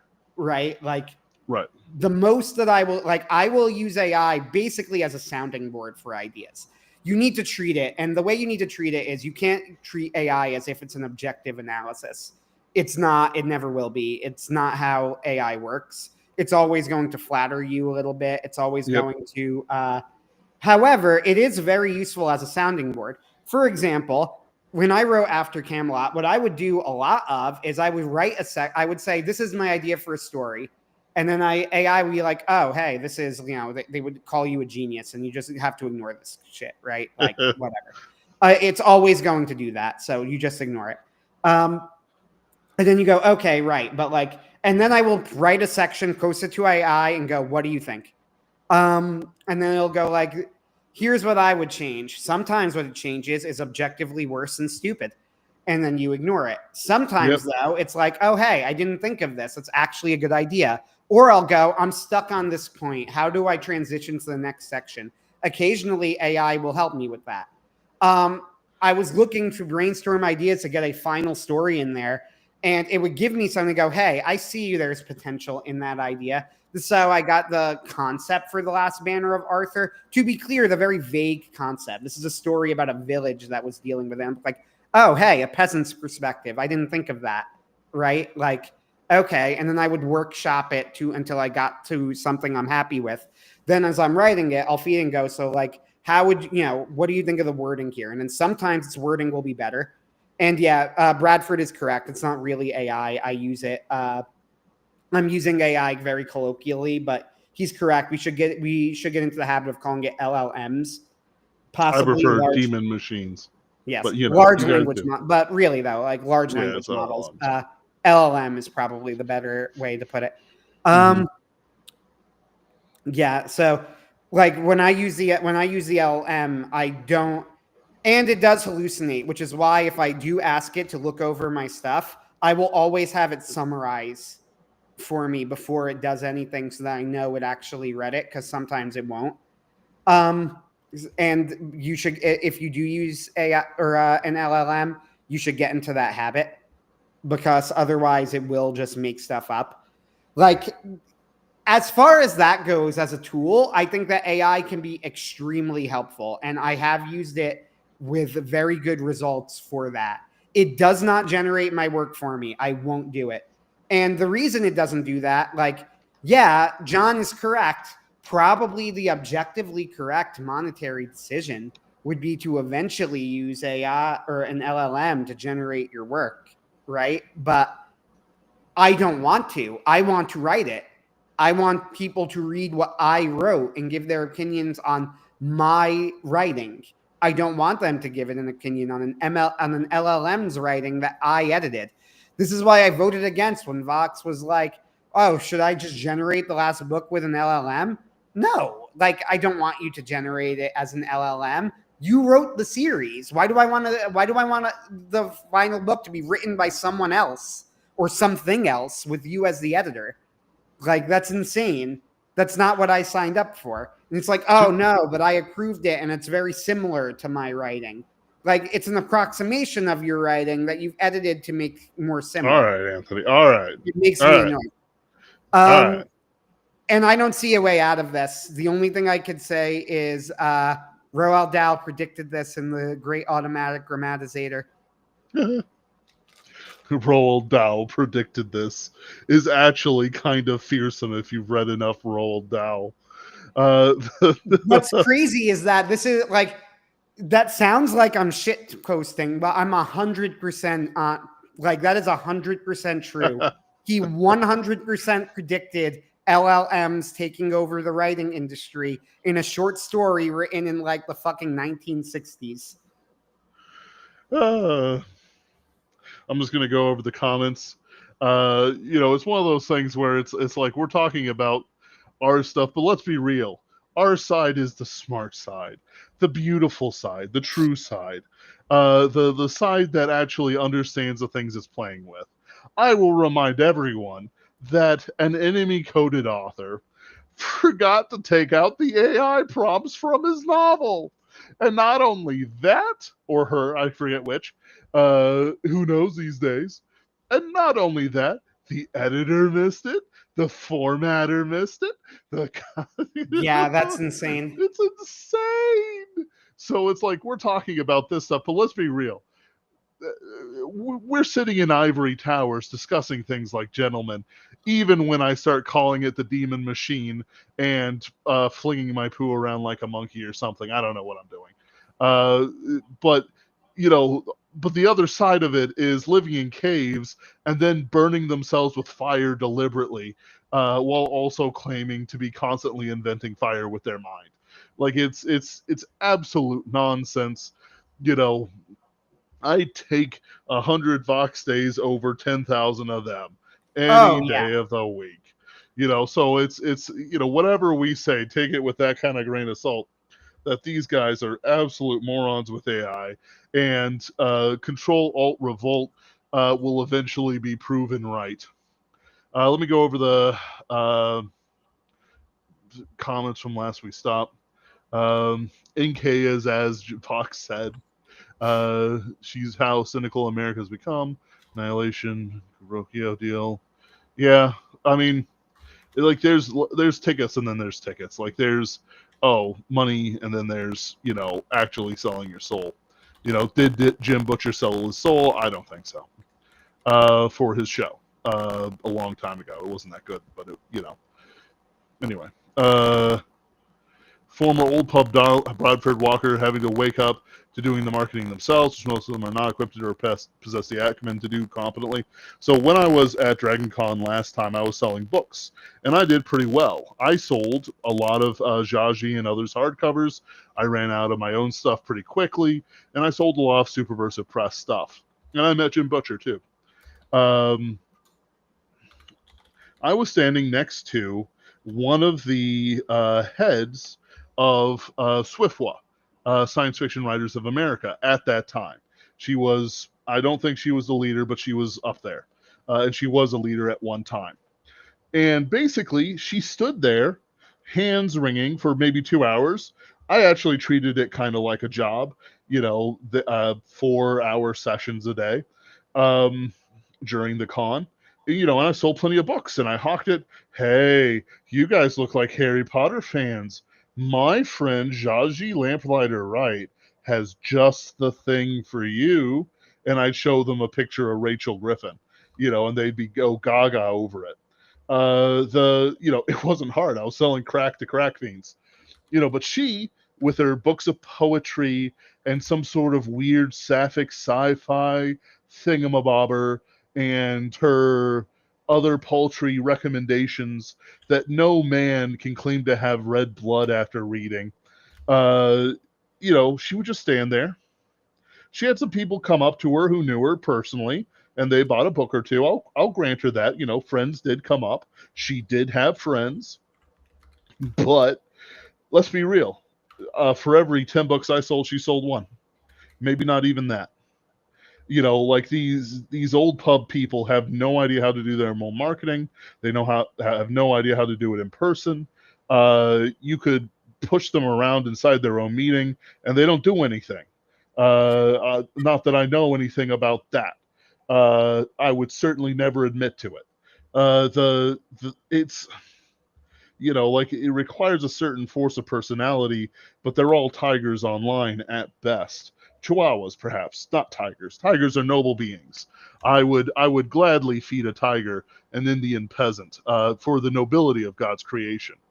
Uh, the Fiona Wolf says, plus you're starting to Kickstarter more items. Yeah, like it's one of those things. Like if I was publishing a novel, I'd basically add up the cost. Let's say it costs $500. I'd throw Kickstarter for $600 to cover taxes, which I'm still embarrassed I flipped the taxes on our own thing, but whatever. You float up there, you get your costs back and more. You have a physical. Maybe you add enough for physical copies if you think you've got it in you, you know, that sort of thing. Maybe as a $2,000 mark, um, that sort of thing. Anyway, more old pub getting on YouTube, learning social media, building email lists, putting up side source to sell direct. They're starting to catch up. Yeah, but it's again, they don't get the spirit of it. The young are, but the older ones, they'll just do it automatically. Plus, what kind of audience do they want? Fiona Wolf says, because I'm vocal about what I want. Most of these still pray and spray at me for with Grimdark. Oh, but my Grimdark is heroes. It has heroes. Looking for a bit of sample. More anti-heroes with unlikable to me. Most of what other writers circles is thinking huzzah. It's like, nope, do not want in the wheelhouse. Most of what John A. Douglas writes is completely 180 from what I want. I said it on X as well. Most of the indies haven't built an audience whatsoever since I've been on X since 2019. Yeah, there's no mainstream audience for indies at this time. It sucks, but you have to build your audience, even if it's only one person a month, a year, a decade. It's taking me years to understand my own preferences as a reader, rather than whale reader. What series shall I consume next? Superluminary is my favorite via Wright. Kind of fun kitchen sink sci-fi. Plus, liking his Star Quest, didn't like Count to a Trillion. Others are gaga with it. There's another reason why indies are flagging on Twitter X. They try to lift all the boats, then going down the river they like. Gen Y is the last gen that read for entertainment on a daily basis. Bigger part of their pie before the consoles got big. Neo patrons, before Anita Blake went super crazy, loved her character, was a devout Catholic. I understand that she went into sex quite a bit with her novels. Like why I gave Pinkerton's Ghost a chance to remind me of morality with a setting such as yours. Pinkerton's Ghost exists in a thoroughly moral world. Anthony says it's true, and we're going to see more of it as we go along. Fiona Wolf replies, Anita Blake and a handful of other destructive trends make me thoroughly close my boat trips to other rivers. Having seen John's workflow, Bradford says, what I see are shift in the skill set from putting down words to managing projects and editing. Yeah, that kind of is what happens in general to people. You either, stay a novelist, or if you're, beyond that, you kind of become an editor and you decide you want this and that and you expand. And if you do it smart, you can do pretty well. At least it seems like it. I bet you the 50K to 100 books group from the ebook Wild West days used what they could to outproduce everyone. Oh, yeah. If LLMs existed back then, they would be giving you, they would be trying to sell you $199, guides on how to use LLMs to sell an ebook and reach 100 ebooks. Blah, blah, blah, blah, blah. Most of their stuff was slop, and very little of it had anything to say. The problem with writing slowly is that you can lose fans to the wait. The problem with writing too quickly is that your ideas are not maturated and so come out ill-formed from the womb. Rosie ate up soaps. Yeah. Refuse to call it. Yep. Bots will, I do think bots will take over slot production. Yep. The joke is that, we were going to have AI to do mines so I can do art. Instead, AI is doing the art, and, those mines are paying pretty well these days. Grok is funny, but it can't actually write a whole dang book for somebody. Happily paid the ghost tax. I appreciate it, Fiona Wolf. Next time you see a Kickstarter from us or one of our authors, it will be a little bit better prepared. Pinger's Ghost was a pretty big project. We'll be talking. We had to move the meeting a little bit. We'll be talking with the storyboarder Tuesday. It was Monday. Had to move it in the afternoon, and we'll get some stuff down. Start work on it.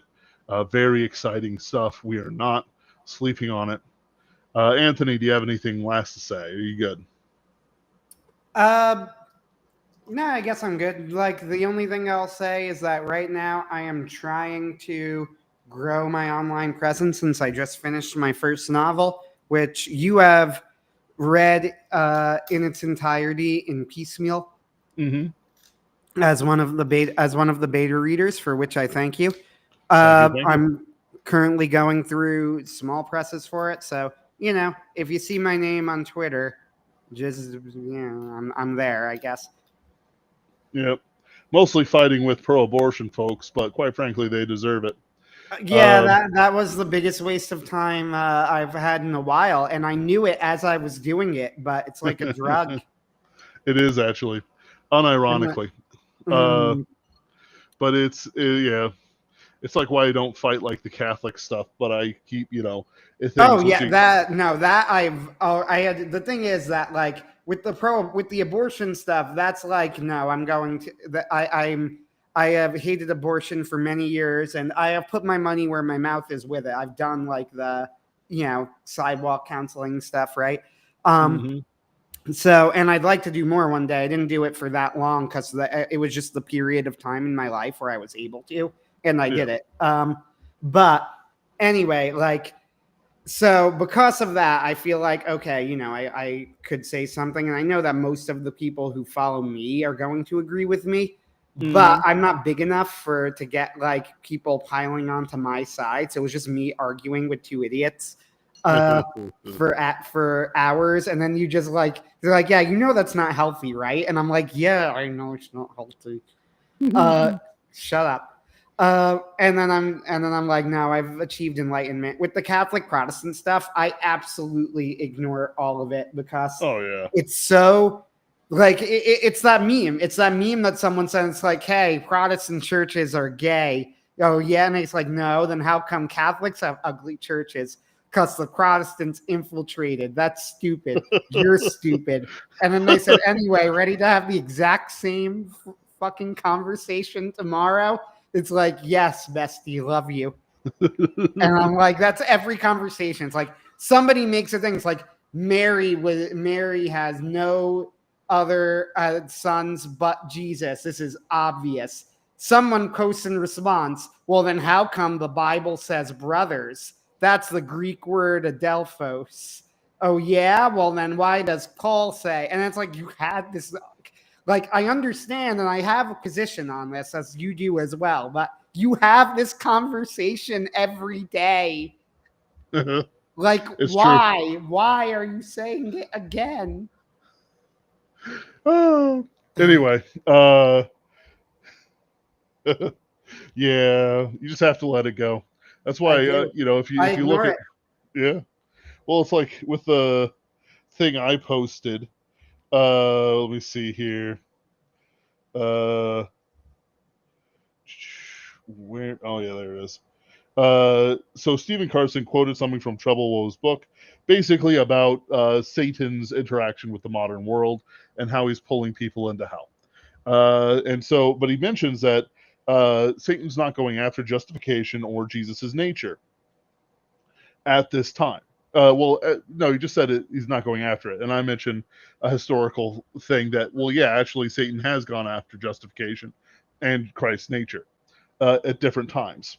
But it's like, to mention Catholics having periods of time where I've heard from Catholics' own mouth that works save them, which I'm sure is correct in some sort of definitional thing, but is not communicatable to Protestants and is wrong if meant as presented in a way that I will die on the hill of, like other Protestant martyrs.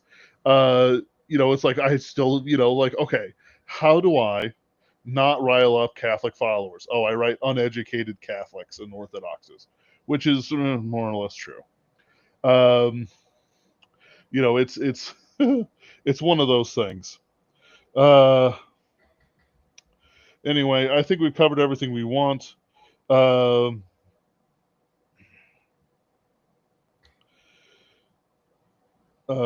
Still think the stars entwined are the best thing from JDA. Fiona, you know what? I'll accept it. I'll accept it. It is a romance. It's allowed. Uh, Thank you guys for coming. Next week, we'll probably talk about something else that interests us. I've scheduled a friend of the show, Arini, to come in and chat Wednesday while I write. I should be done both most of the Kickstarter stuff by that time, Lord willing, and distribute it out to the people. Thank you all for listening. With our ramblings, but also our serious points. Don't let the ideas of the world get to you. If you are in despair, you cannot serve the Lord God. And remember, God's actually giving us many blessings in the skies. And of course, the old world is dying. The new world struggles to be born. Now is the time of monsters. Remember that, live that, and doors will be open to you. And you get to eat your enemies, maybe